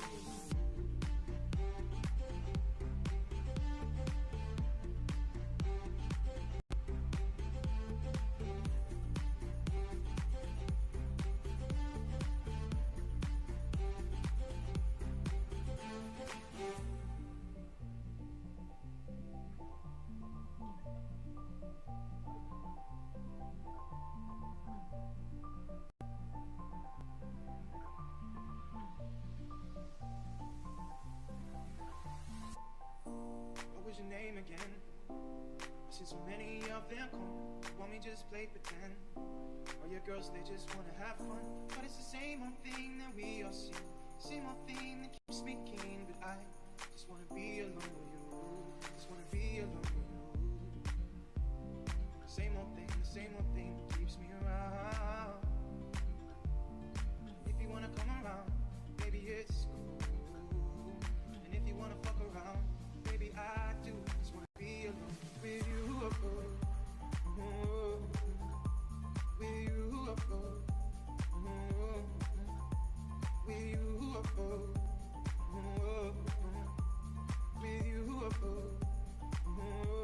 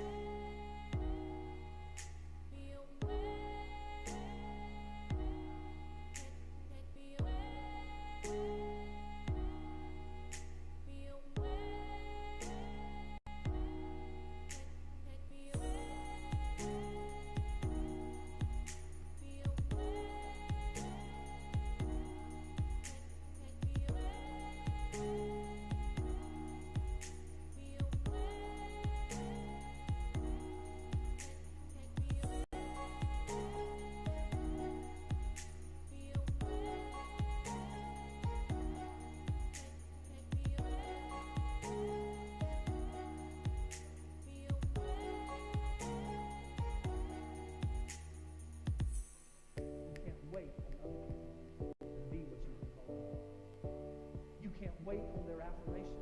You can't wait on their approval. You can't wait on their support. Sometimes you just got to run and look behind you and say, everybody everybody who wants to run, but I can't stop running because you're not running with me. Listen to me, hear me. You can't stop chasing your dream just because somebody in your life is chasing with you. You can't stop believing in yourself just because somebody in your life won't believe in you. You can't stop chasing the dreams of your life just because when you know when you do it, you're going to have to do it all by yourself.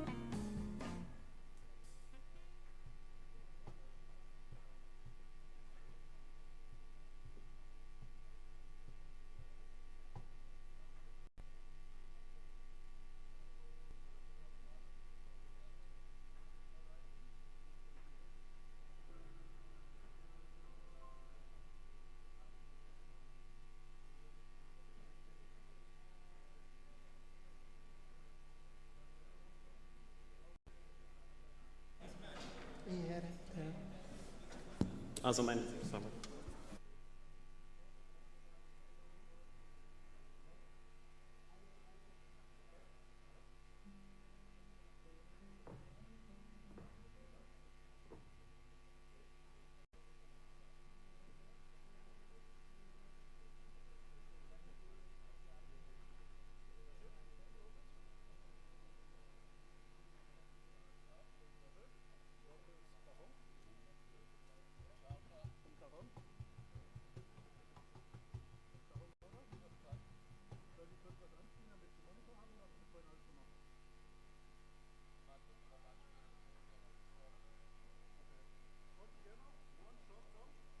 Yep, sure.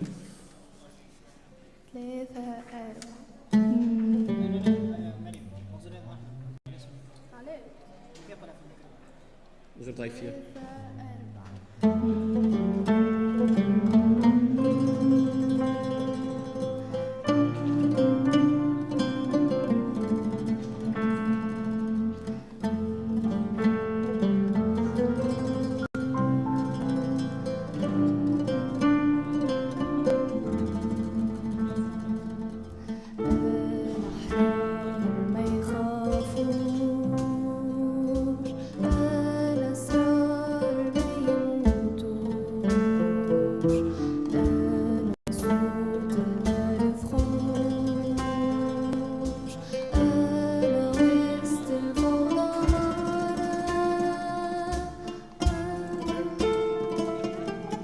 Wir bleiben sitzen. Ja, sollen wir hier bleiben, bis das anfängt?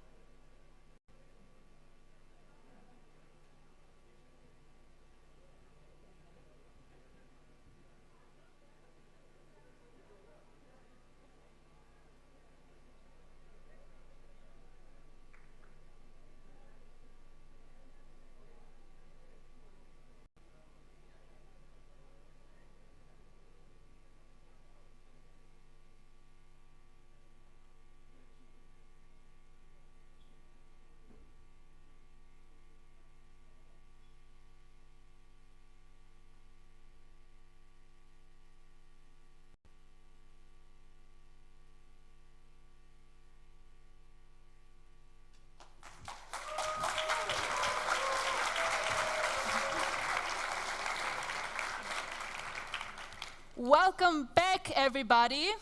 Did you enjoy dinner? Yeah, I can see you're all so happy. Good.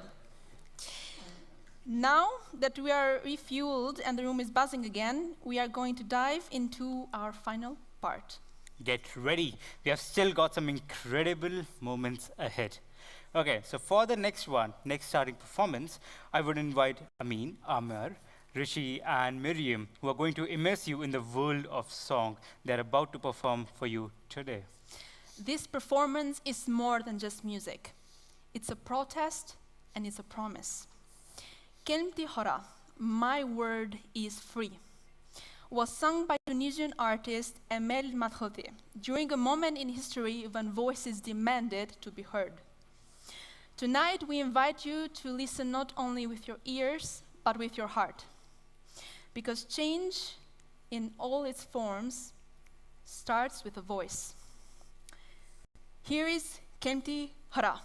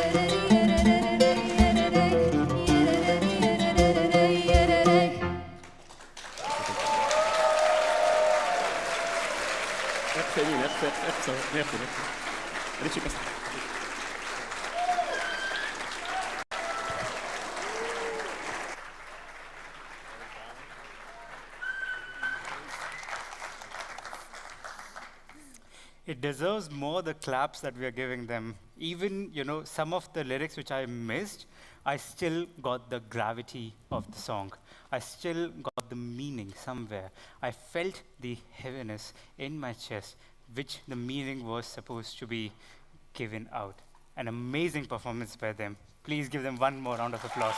Amazing.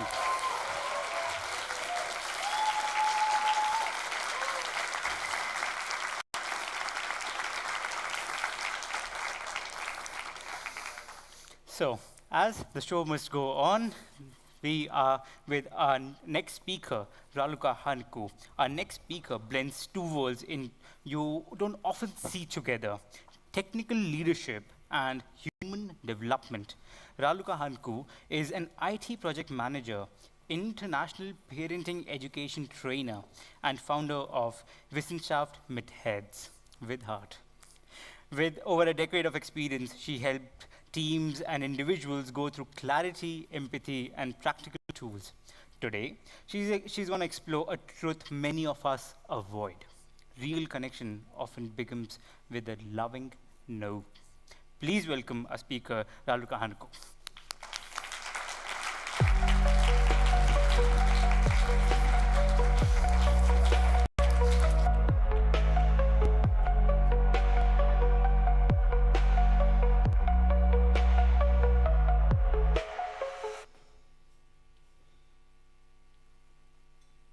Picture this. It's 6:30 p.m.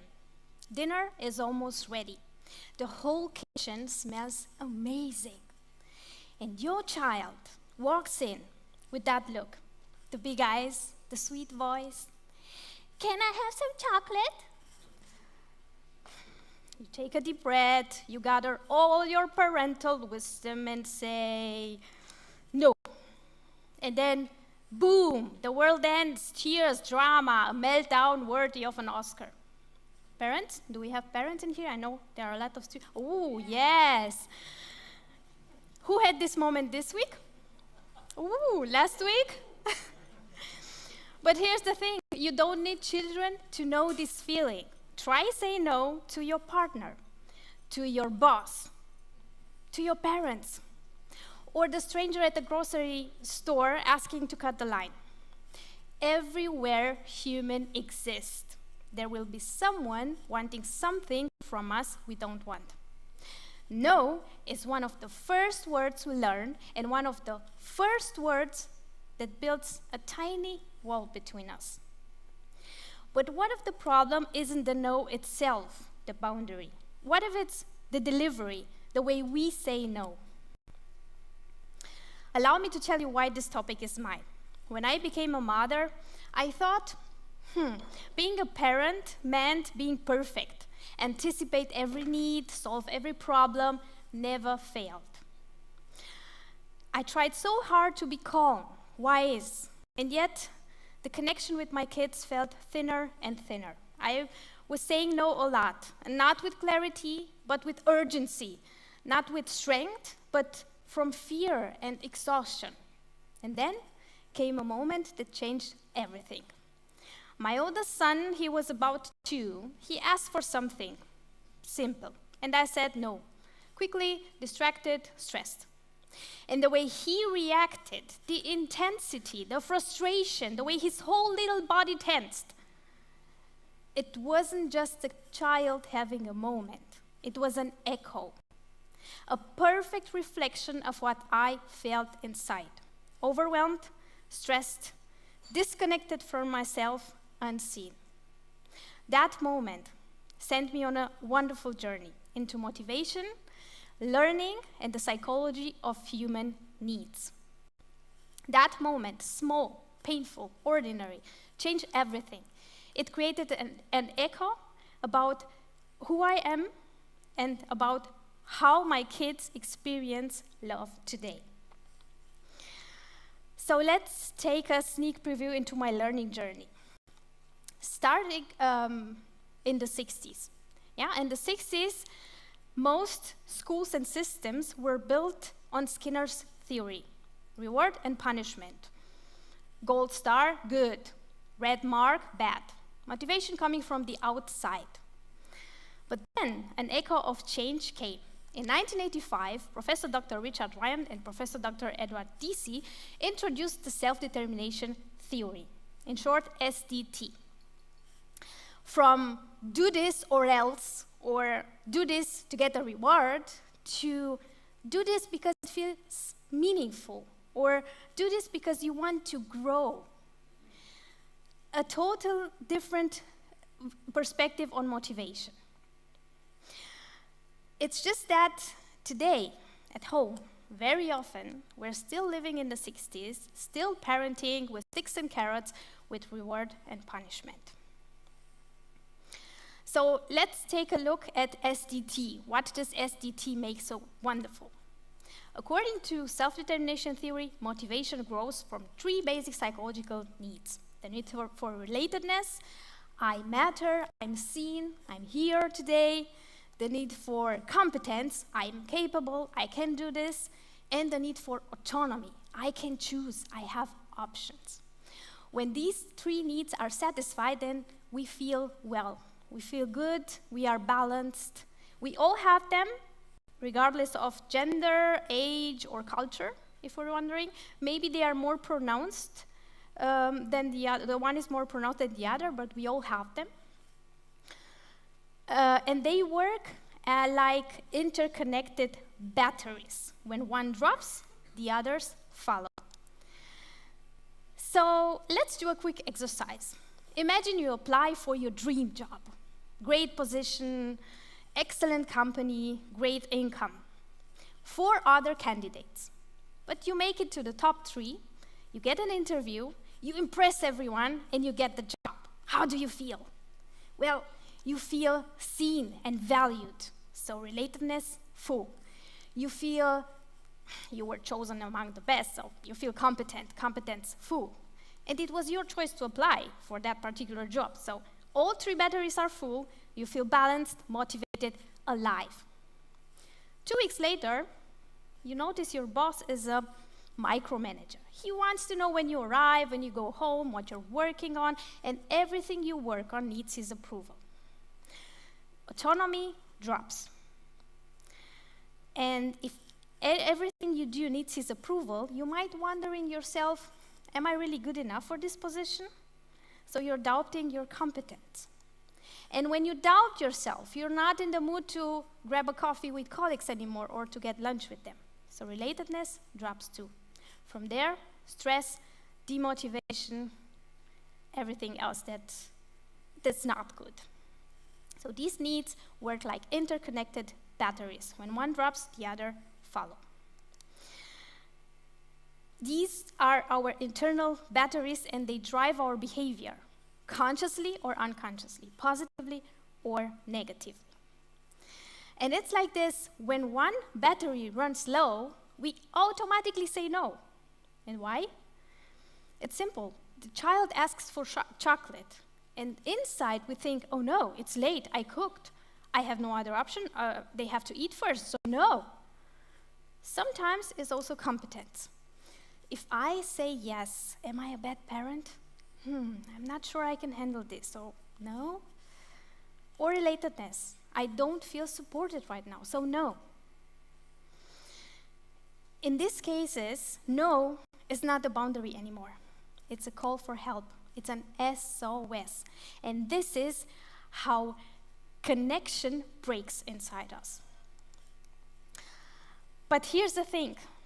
We can change the echo not by removing boundaries, but by how we express them. So let's make this truly practical. I brought 3 simple techniques that turn no into connection and boundaries into love. These work for parents, but also for students, for leaders, for all human beings. The first one is called the choice boundary. Wait a minute. This tiny piece of chocolate has caused more family drama than global politics. When a child asks for chocolate, they are not asking for sugar. They are asking for autonomy. So instead of, no, you can't have chocolate now. It's late, I cooked, you have to eat. Try, you want chocolate? I get it, I love chocolate too. Relatedness, full. Our rule says sweets after healthy food. Boundaries, clear. You can have chocolate after dinner or tomorrow. Autonomy, fulfilled. You decide, I trust you. Competence, filled. So this is the way we can say no without removing the boundary. The second technique is called the caring conditional yes. Yes with conditions that protect us both. So instead of saying for a teenager, for example, no, you can't go out, it's late or you have homework to do, try yes once your homework is done. And here is not about manipulation, it's not about bribery. It's love with structure. It's clarity with autonomy. Instead of, no, you cannot get an extension, students. You probably heard that from your professors. You could say, yes, you can get an extension as long as you, or once you send me your outline. Or with your work colleague. Instead of, I cannot look at this right now. Try, yes, I'll check it right after my meeting. This method fulfills all three basic psychological needs. The need for relatedness, the need for competence, and the need for autonomy. And it turns no into connection and boundaries into love. And the last technique is called the thinking invitation method. A question opens the mind. A command closes it. So when we get commands, we are not willing to cooperate anymore. Do you know how many commands or orders does a child hear each and every day? A number? Someone? Sorry? 50? 20? Who wants more? More? 250 commands a day. And here you have some examples, only containing the word no. No, don't be loud. Don't throw that. No, not again. Hurry up. But there are so many other commands not containing the word no. Imagine your partner, girlfriend, boyfriend, whoever lies near you in the morning, goes, good morning, darling. Get out of bed, go to bathroom, brush your teeth, put your clothes on. Not these ones, the other ones. It's chilly outside. And it goes on and on the entire day. No wonder they shut down. So instead, let's ask questions. And when I say questions, I do not mean something like, could you please be quiet? Or would you please hurry up? Because these don't help, believe me. I tried this, doesn't help. Instead, ask questions that activate thinking. What did we agree to do when someone else is speaking? How long do you need to get ready? My favorite, if your shoes were cars, would they be in the garage or on a crash on the floor? And this also works with adults. Of course, I'm not sure if your partner would react if you say, hey, honey, if your shoes were cars. Not sure. But you could ask in a conflict, what would help us both right now? Or at work, instead of commanding a deadline, just ask, what would be your best approach, your best way to approach this deadline? It's so simple. One of the best parenting experts that inspired me most once said, the way we treat our children today shapes the world of tomorrow. Beautiful and terrifying at the same time, if you ask me. So, the echo changed long before the word no is spoken. Every no creates an echo in someone else's future. Some no's build walls, some no's build fear, some no's build resilience, and some, the connected ones, build confidence, trust, empathy. So let's change the echo not by removing the boundary, but by how we express them. Because when we change the way we say no, we redefine a new kind of authority which is firm and kind, guiding and connected, loving.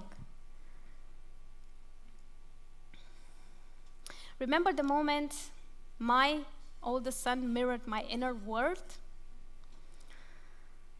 Today, back then, I said no from fear, from exhaustion. Today, I still say no, but I say it with love. I say it with trust. And I watch the echo change, because my kids react differently. They stand differently, because I am different. We think change begins with big decisions, but in reality, change begins in the smallest thing.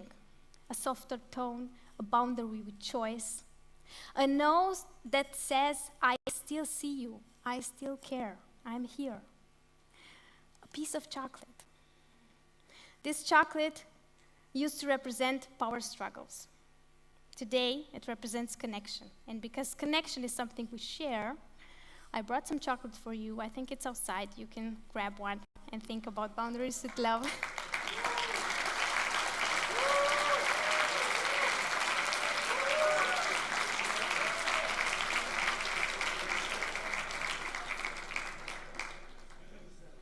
Now I forgot my end line. Thank you for that.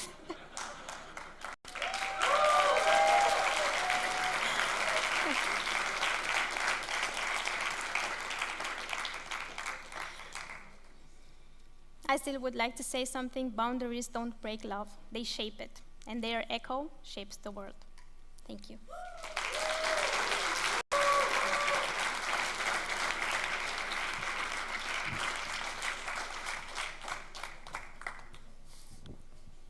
Thank you.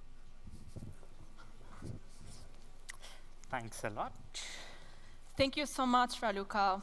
With that kind and beautiful voice that you have, you reminded us that boundaries don't push people away, right? They bring us closer into forming more meaningful connections. Also, thank you for the chocolate. Okay, so again, the show must go on. And for the next speaker that we have, the next speaker would be one of the most influential fintech founders of Germany. Yes, as a woman, she also reshaped digital finance long before it was so fashionable. Miriam Wohlfahrt, as a co-founder of RatePay and Banksware, embodied innovation, resilience, and founder spirit at its boldest. So please welcome, with a huge round of applause, Miriam Wohlfahrt.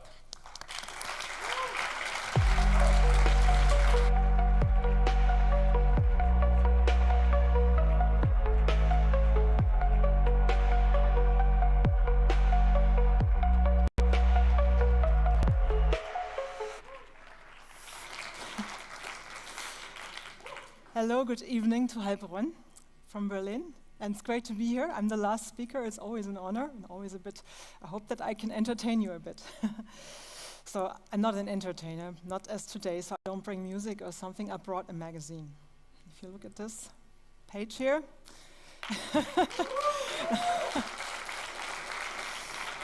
And if I would be, when I was 20, somebody would have said to me, one time, you will stand on a TEDx conference and you will tell them that you have been on a Forbes cover and your face was on a Forbes cover one time, I would have never believed this. I would have said to everybody, you're totally crazy, because my life at 20 or 21 was not Forbes worthy. I was a bit disorientated, I had no big plans, and I was not sure what to do. That's how it was. And now today, my talk is founder spirit and innovation. And yeah, the founder spirit was not there at that time. Absolutely not, because I did not grow up in a household of entrepreneurs or so. I grew up also in the south of Germany, close to Stuttgart, in a very normal environment. My parents worked, and for me also it looked always like I had to go in this path too. Well, everything changed. And I think I also talk about innovation tonight. That it was about the innovation that came in my mindset. It was not the innovation that I learned in a company. And it was the innovation that made everything possible at the end, what happened there, in order to get on this cover of this Forbes magazine. So when I decided that I tell you my story when I talk about innovation and mindset and founder spirit, that you understand what I mean with this. So I start with 4 chapters of storytelling. So the first chapter is, I was like in my early 20s, 2021, studying at university in Tübingen.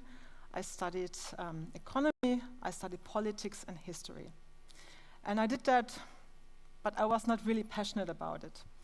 And I was actually a bit bored and I didn't like it, but you know, at that time, I grew up in this time where everybody said, you need your path, you need a CV without any breaks. It has to be super straight.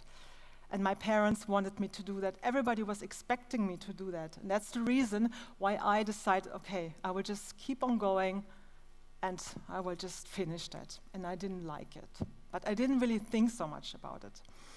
And then on incident, I met a guy. He was a professional sports guy. And he was really an athlete. And he was telling me at that time that he made his hobby to a job, and he loves it so much. He has joy every day when he works. And I was really, I felt really, strange, because I said, I have nothing like this. I have no idea what I can do with my studies, and I don't think that I have a passion for anything. And then he asked me a question. He asked me, Miriam, what would you do if you were truly free?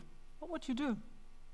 And I was a bit like, I said, first reaction was laugh, but then I thought, I never really thought about this question. It was the first time in my life that I thought about this strange question.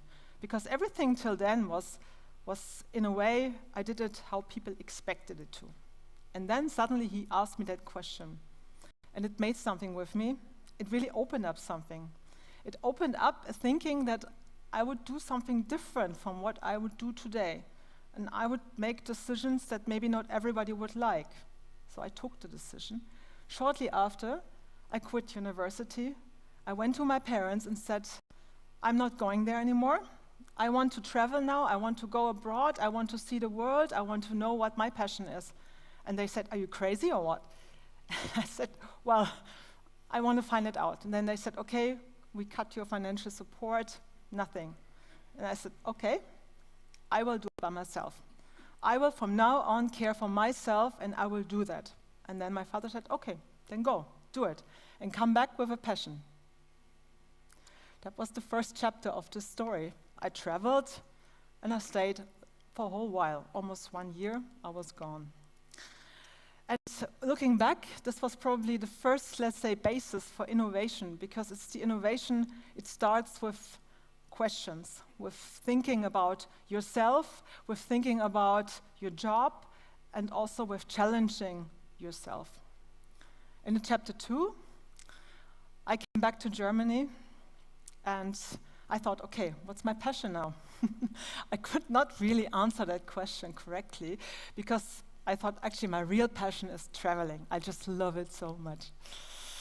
Then I thought, okay, if traveling is my passion, I should really work in the travel industry, because that area is probably the one that is most connected to me. Then I did that. I went to get an apprenticeship. I became a travel agent. And I started working in the industry for some years.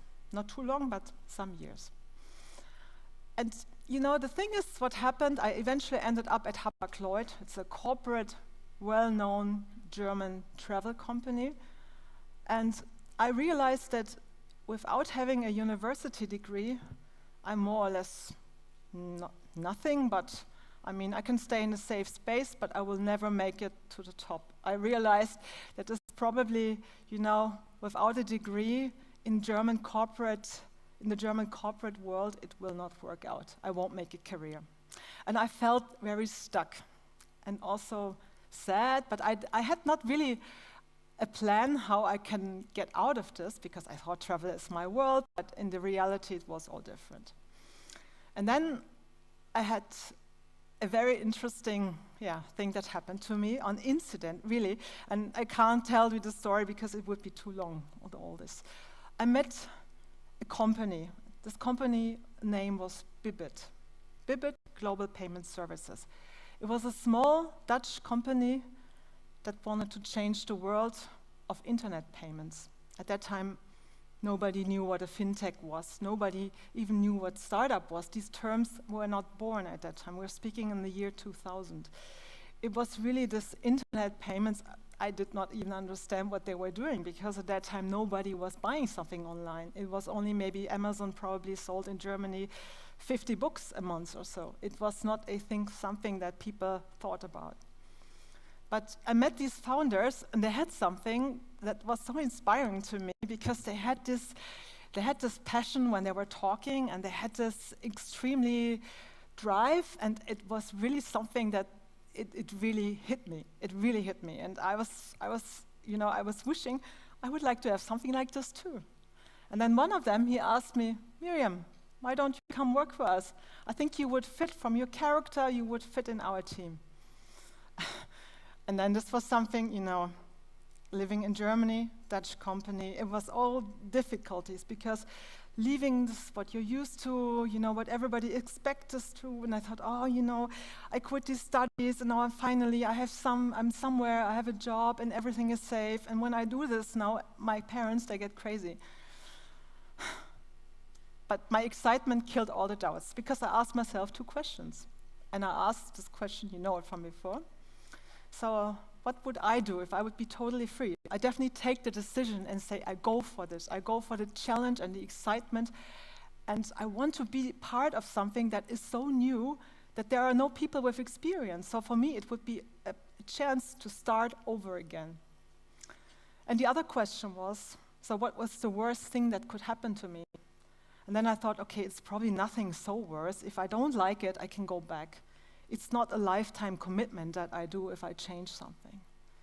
And then I changed. I quit my job at Hapag-Lloyd, and I entered a completely new world. That was the world of startups, 25 years ago, a quarter of a century. And it feels really weird sometimes when I talk about these long years, but it is quite amazing. So I entered this company, and it was for me the first time that I felt what passion at work is. It was the first time that I felt this, that I started loving this job. And it was the environment, it was the speed, it was everything that was there. It was new, it was fun, and we were a team that were just like, it was crazy. And I learned from them. I learned so much, because I learned you don't need to know everything by yourself. The most important thing is that you are a team with people that each of us has different skills and different strengths, and these different skills and strengths, they combine each other, and they have then the power to achieve everything. And I thought this is so inspiring, because I grew up and I always thought, okay, the CEO is the person that knows everything and needs to know everything the best. But this was completely different there, because they all did different things, and they really supported each other in this. So this was a super interesting experience for me. And the other interesting experience was that I realized that they had so much excitement and passion for what they were doing that they can cope with any challenge. And these challenges in the startup, it's often like you fell down, then you have to get up again, and it's super difficult sometimes.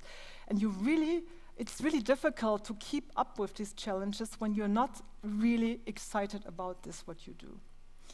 And my father, he had always something what he said when I was younger. He was always telling me, Miriam, the principles of all possibilities is when you are truly excited and passionate about what you're doing. And this actually became something in my mind. I really thought he's right. I see this now every day, because what they do, this is so amazing, and when you get excited about this, you can do everything. And you know what? I got so excited about payments. I mean, people told me, oh, you missed payment. So, well, I mean, it's funny, but I would say that this industry became my hobby, and I was so interested in learning more and more and more and getting better and better. It became my passion. It became my destiny in a way. And I was dreaming of building an own payments company one day. I was dreaming of building something for the German market, because I always thought Germany is big enough. It can have an own company. Yeah, but this was really, when I said probably today, you can say suddenly there was this founder spirit, because I was starting to dream of doing something because I was really passionate about something. So this kind of founder spirit, it was not there from where I was born, what I did before. It actually started with seeing something, with having role models, with working together with people that showed me what is possible and what they can do. And I realized also what they can do, especially one of my boss could do that I worked with really closely with, and I said, I'm not more stupid than him. I'm as smart as him, and I can do the things he does. I just need people around me, then I can do it as well. It is really about this, when you see something, that you can really be it. Yeah? So you need to see something in order to be it. Because what you can't see is, you can't be what you can't see. It's a nice, let's say, phrase that I thought it was fitting here, right? Well, this was really the story, and by the way, these founders of Bibit, they are also today the founders of a company called Adyen. Adyen is spelled A-D-Y-E-N. And if you Google it, it is probably one of the most important European tech firms we have here in Europe. It has a market valuation of almost $50 billion. It is in all countries. It is super successful, and when you Google them, it's crazy. And they also offered me at that time, when they started it in 2006, they asked me, Miriam, don't you want to join? You know, I just had a daughter. My daughter was 1 year old, 1.5. We did not really have Zoom and Teams in this. It was really difficult going to the Netherlands, living in Berlin. I said, I cannot do that. And I was feeling a bit sad, but I thought, no, it's just priorities in life. I can't do it. And I said, no, I can't do it, but I always had this feeling that my time will come one day. So, actually 2 years later, in 2008, when financial crisis hit, beginning of then 2008, 2009, I still had this in my mind. And I mean, financial crisis, there was like insecurities everywhere, but I was on a secure job.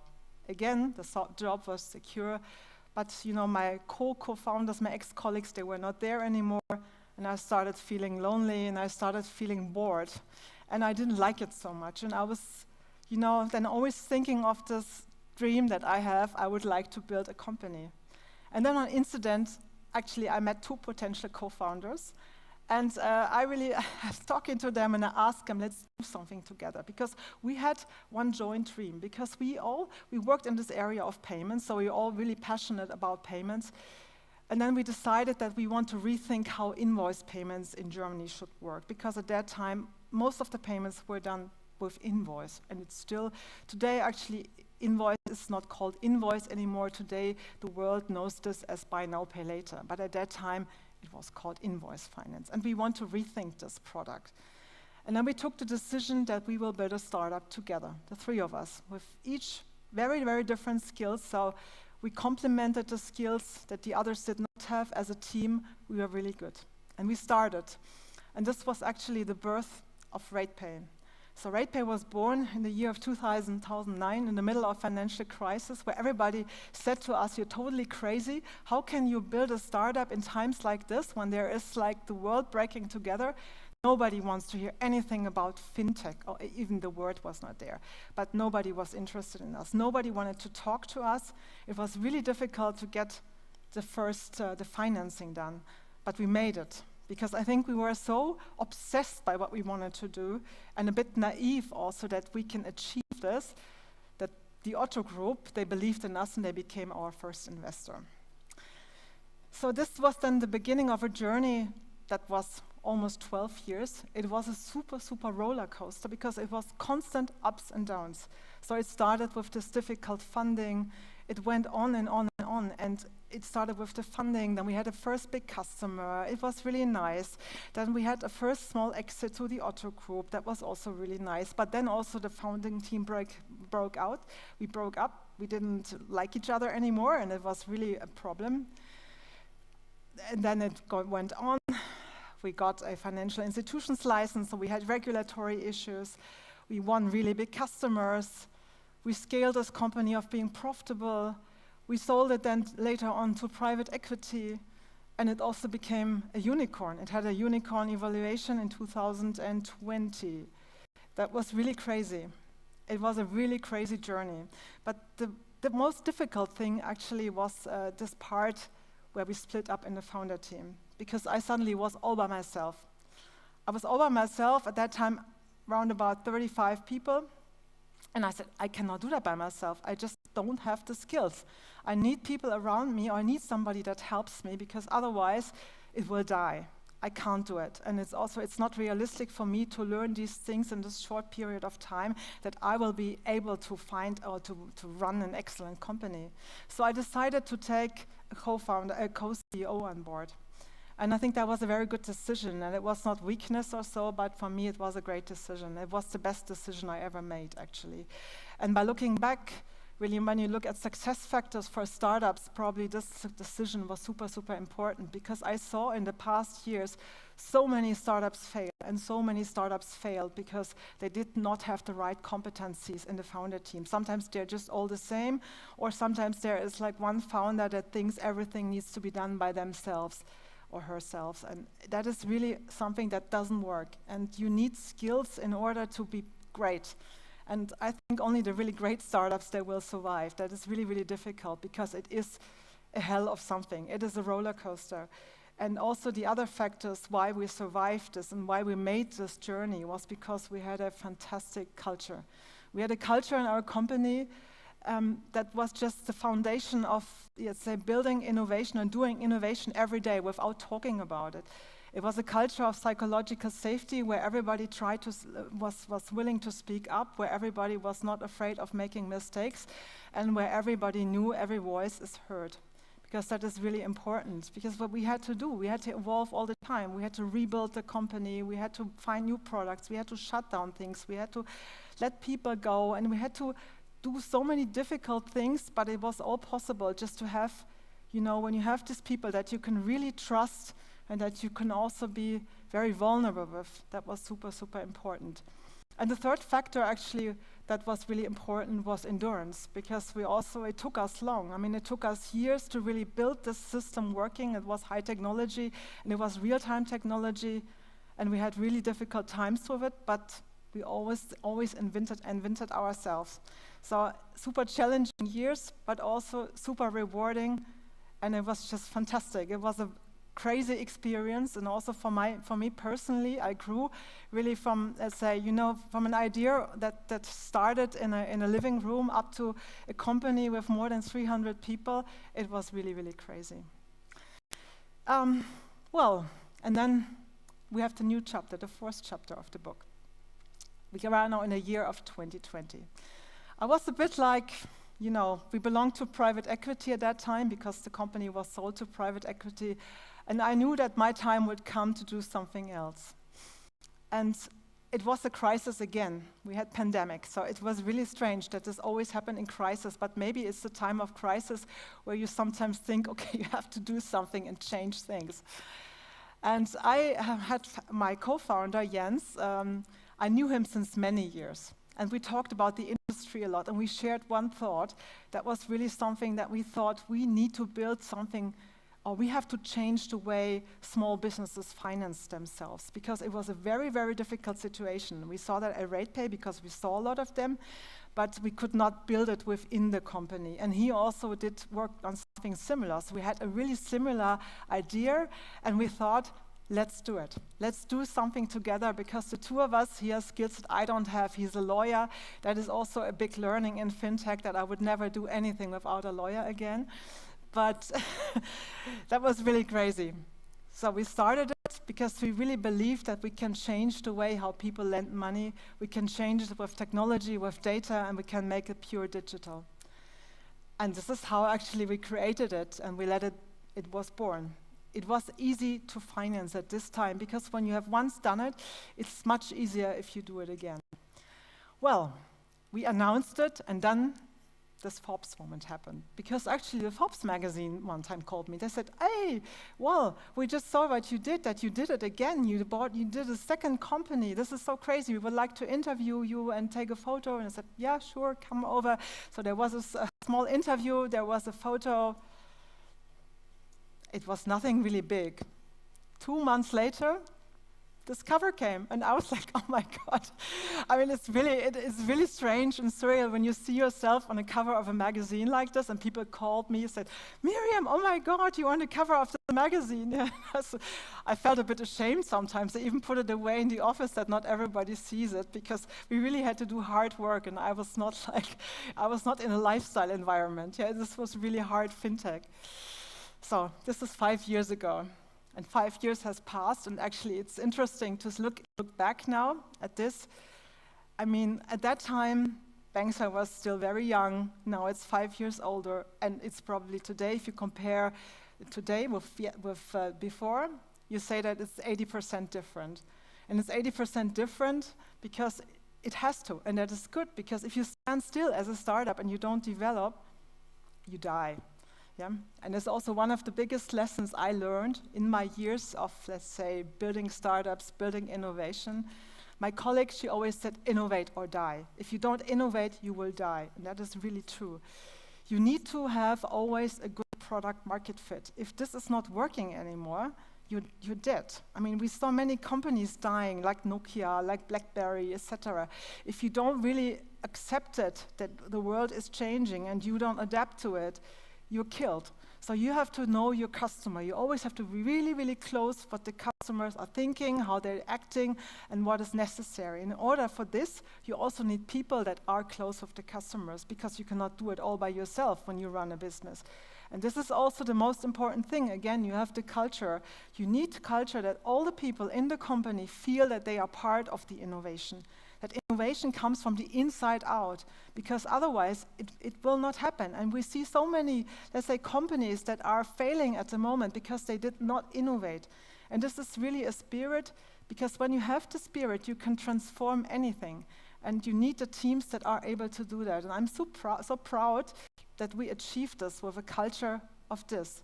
Because at the end, it's all about innovation and not standing still. That is so important.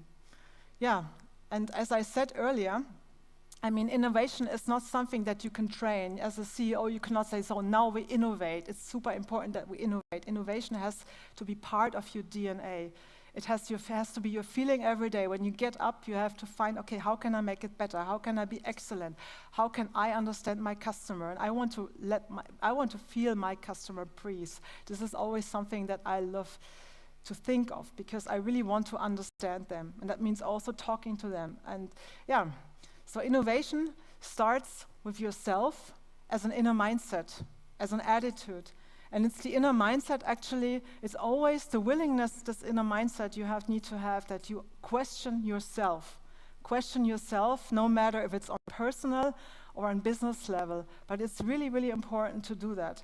And also by this questioning by themselves is also, the next thing is that you have to take the courage, or have the courage to take bold decisions.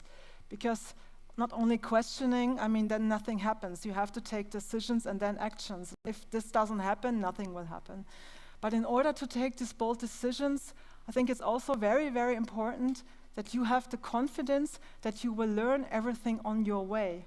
And that is also something about innovation, that we have to start doing it, because we don't know, we don't have the perfect plan. We have to learn it on our way and continuously evolve and make the product better. Because then I think you can really, if you understand this, that this is all about, you can really get through all the you can cope with all the challenges that come along. And I think you can also, you get a lot of drive, you get a lot of resilience to, let's say, go through the stress and also make these bold decisions, because there's often a lot of resistance against it. And you have to, let's say, cope with the resistance. And therefore, you need this. Yeah, and then it's actually, this is what this title said, against all odds. But I think it's funny because it describes it really, really well. What is the against all odds? It's a struggling all the time. But it's also a struggling with a mindset, and we have this mindset, and we have the passion for it. You can do anything, and this is really what I believe. But it all started actually with one question. So I end this with this question to you now. Yeah, to really think about this. So what would you do if you were truly free? Thank you.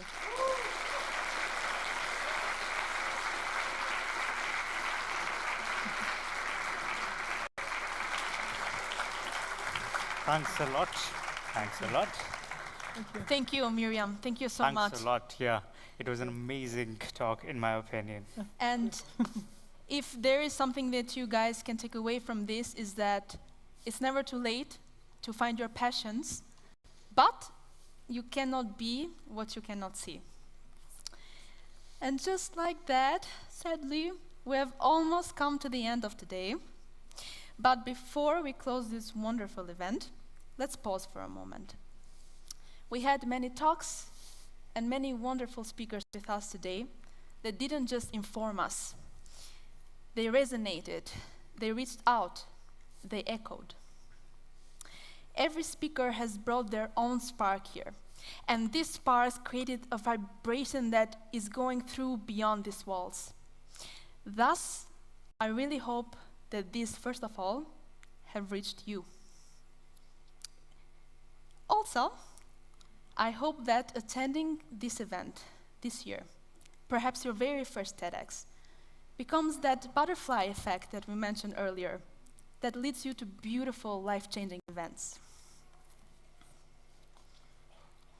You know, with thinking or, listening to you, I cannot stop myself but also talk about the echoes of change or the whole TEDx team went through.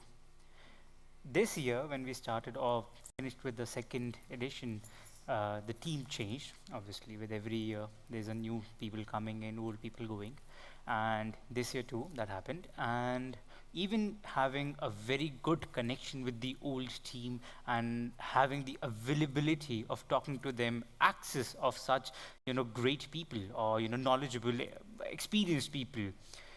When we got our first, order of business, when we got our first tasks, first things, whatever we had to do, it still felt like being in a deep, cold ocean water, trying or learning to swim. Then came the order of the rebranding. Yeah, TEDxHeilbronn. Although with that comes a lot of happiness and good memories, but also came the uncertainties, the load of work, but also the unknowns, and above all, the expectations. With that, we also learned that, it's not one big echo or one big shift which makes you, excited or which solves issues. It's never like that. It's small echoes, small changes, be it by a nudge from your team, one support, one single line said by one of your team members who just motivates you, who just takes you like, okay, we can do it. And these things are the echoes which lead to the change. The encouragement I got from the old team, I don't want to say them the old team, it's still, they are with us, it's one as a whole, but the encouragement I got from them or the other peers I was working with is what got me out, which is what motivated me to even do anything in the past 1 year. And I believe these small nudges, it arrives quietly, again and again and again, until the moment you realize you have transformed. Yeah. Yeah, that is beautiful. But I believe that echoes of change isn't only about inner transformation, right? Change doesn't just stop at our thoughts and feelings. It extends into what we do and what we stand up for. I believe that change, which creates freedom, not just for ourselves, but for the people and the world around us, is the best kind of change. Every action that we take, it sends out an echo. And I wish for mine to move the world in a better direction. That's the message that I hope to put across, that the change that we create should make things better for us and for who comes after. That's why we should honor, first of all, our speakers, the first catalyst of change that we have with us here today. Let's take one final look at the ideas that shaped our day. Okay, so we started the day with Karen showing us or making us question who are we already, and then leaving us with an echo of change in our inner attitude. Then came Steve, who showed us how to question our beliefs and update our mental models in the world of technology and AI. He left us with an echo of change in our way of thinking in the modern world. Our Professor Sarbajit showed us how to make a sustainable mineral transition, an echo of change about how we treat our most important resources. Marisa showed us what humanity and ethics really mean, an echo of change in, first of all, our identity as humans. Then Fabian showed us what transformation really means. And he also left us with a question or with an idea. Find your circle or clown nose in yourself. He left us with an echo of change with impact on our own life paths. Then came Ralu, who showed us how to set boundaries while keeping the connection. She left us with an echo of change in how we communicate with other people. And lastly, but not least, Miriam showed us how innovation begins with an attitude. And she asked us what we would do if we were really, truly free. And now, with this, I would like to call all of the speakers and thank them for sharing your echoes with us today. Yep, we'd love to have you here back on stage for a final applause.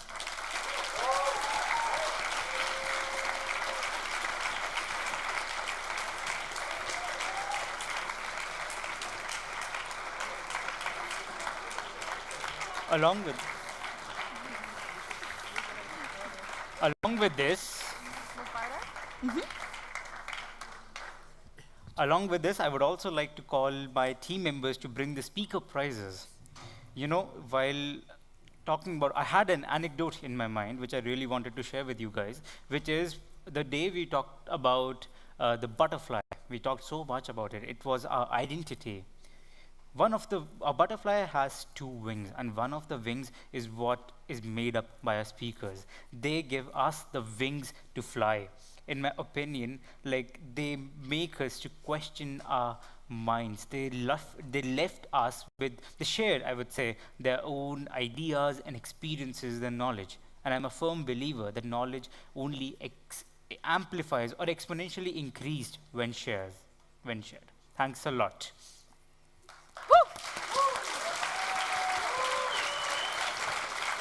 Hey, guys, come on in.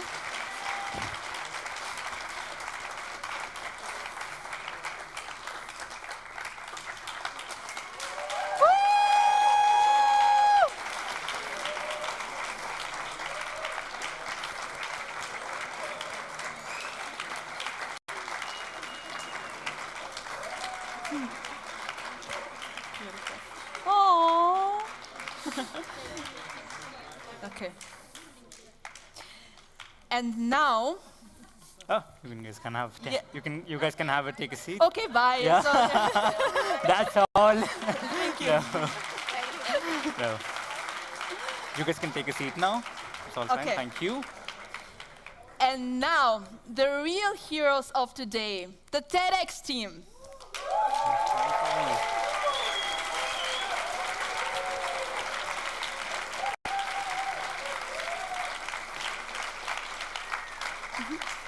Can we have the TEDx team on the stage? Yep. Yeah, come on, guys, come on.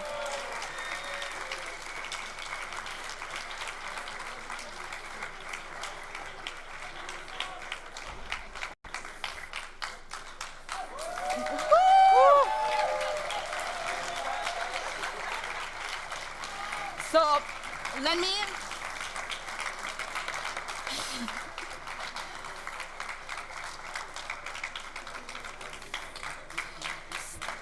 Whoa, yeah.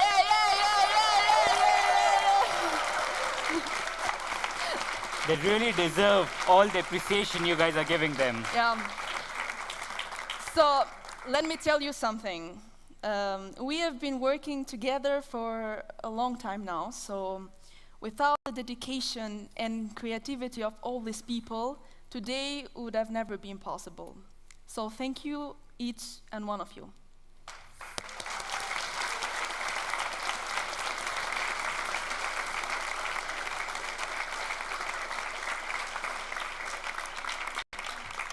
And I would like to continue with one more anecdote, as I shared with our speakers.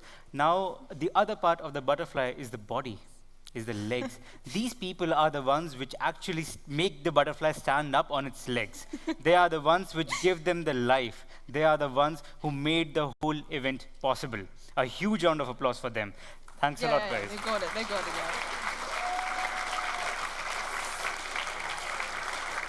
yeah. Okay. But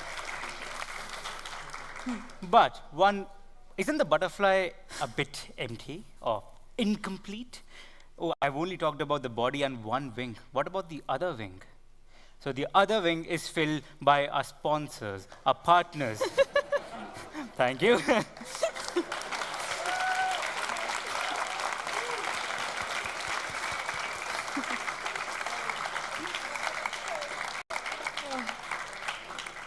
Events like these are not happened or organized alone. A heartfelt thank you to our sponsors, Schwartz Group, and also Croatia, and a lot of thanks to Wissenschaft Heilbronn as well for supporting us. They are the ones who put the color in the wing we have of the butterfly. So thanks a lot, and we give a heartfelt thank you to them.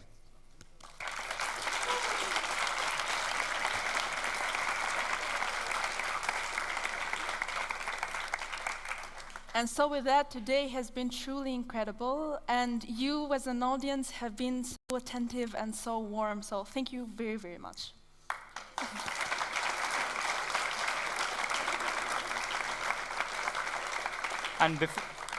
And before we end, I would also like to thank the live stream audience that we have, because with them also we got a lot of support, and a huge round of applause for them as well. Yep.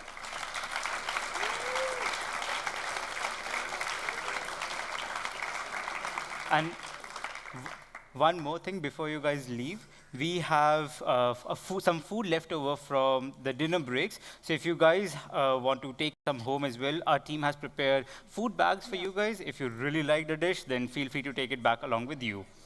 Okay. So, enough thank yous. But no, one last thank you. Thank you for being part of this year's event, and see you next year. Okay.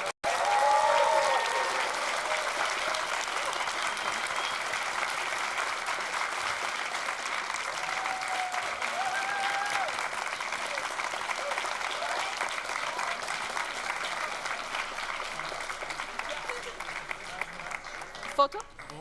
If you have any feedback to give to us, you can scan the QR code. And with that, have a nice evening and see you next year. Thanks a lot. Oh, you could. Thanks a lot.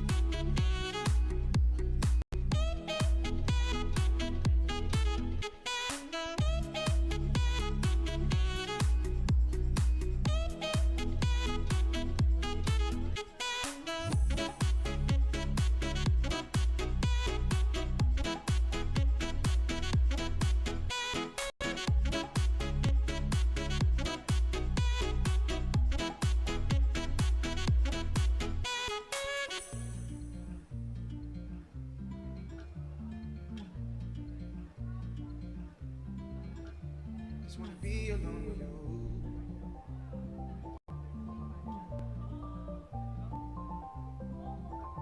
Just wanna be alone with you.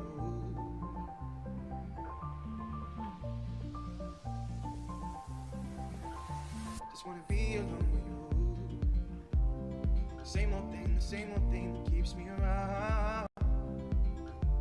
And if you wanna come around, baby, it's cool. And if you wanna fuck around, baby,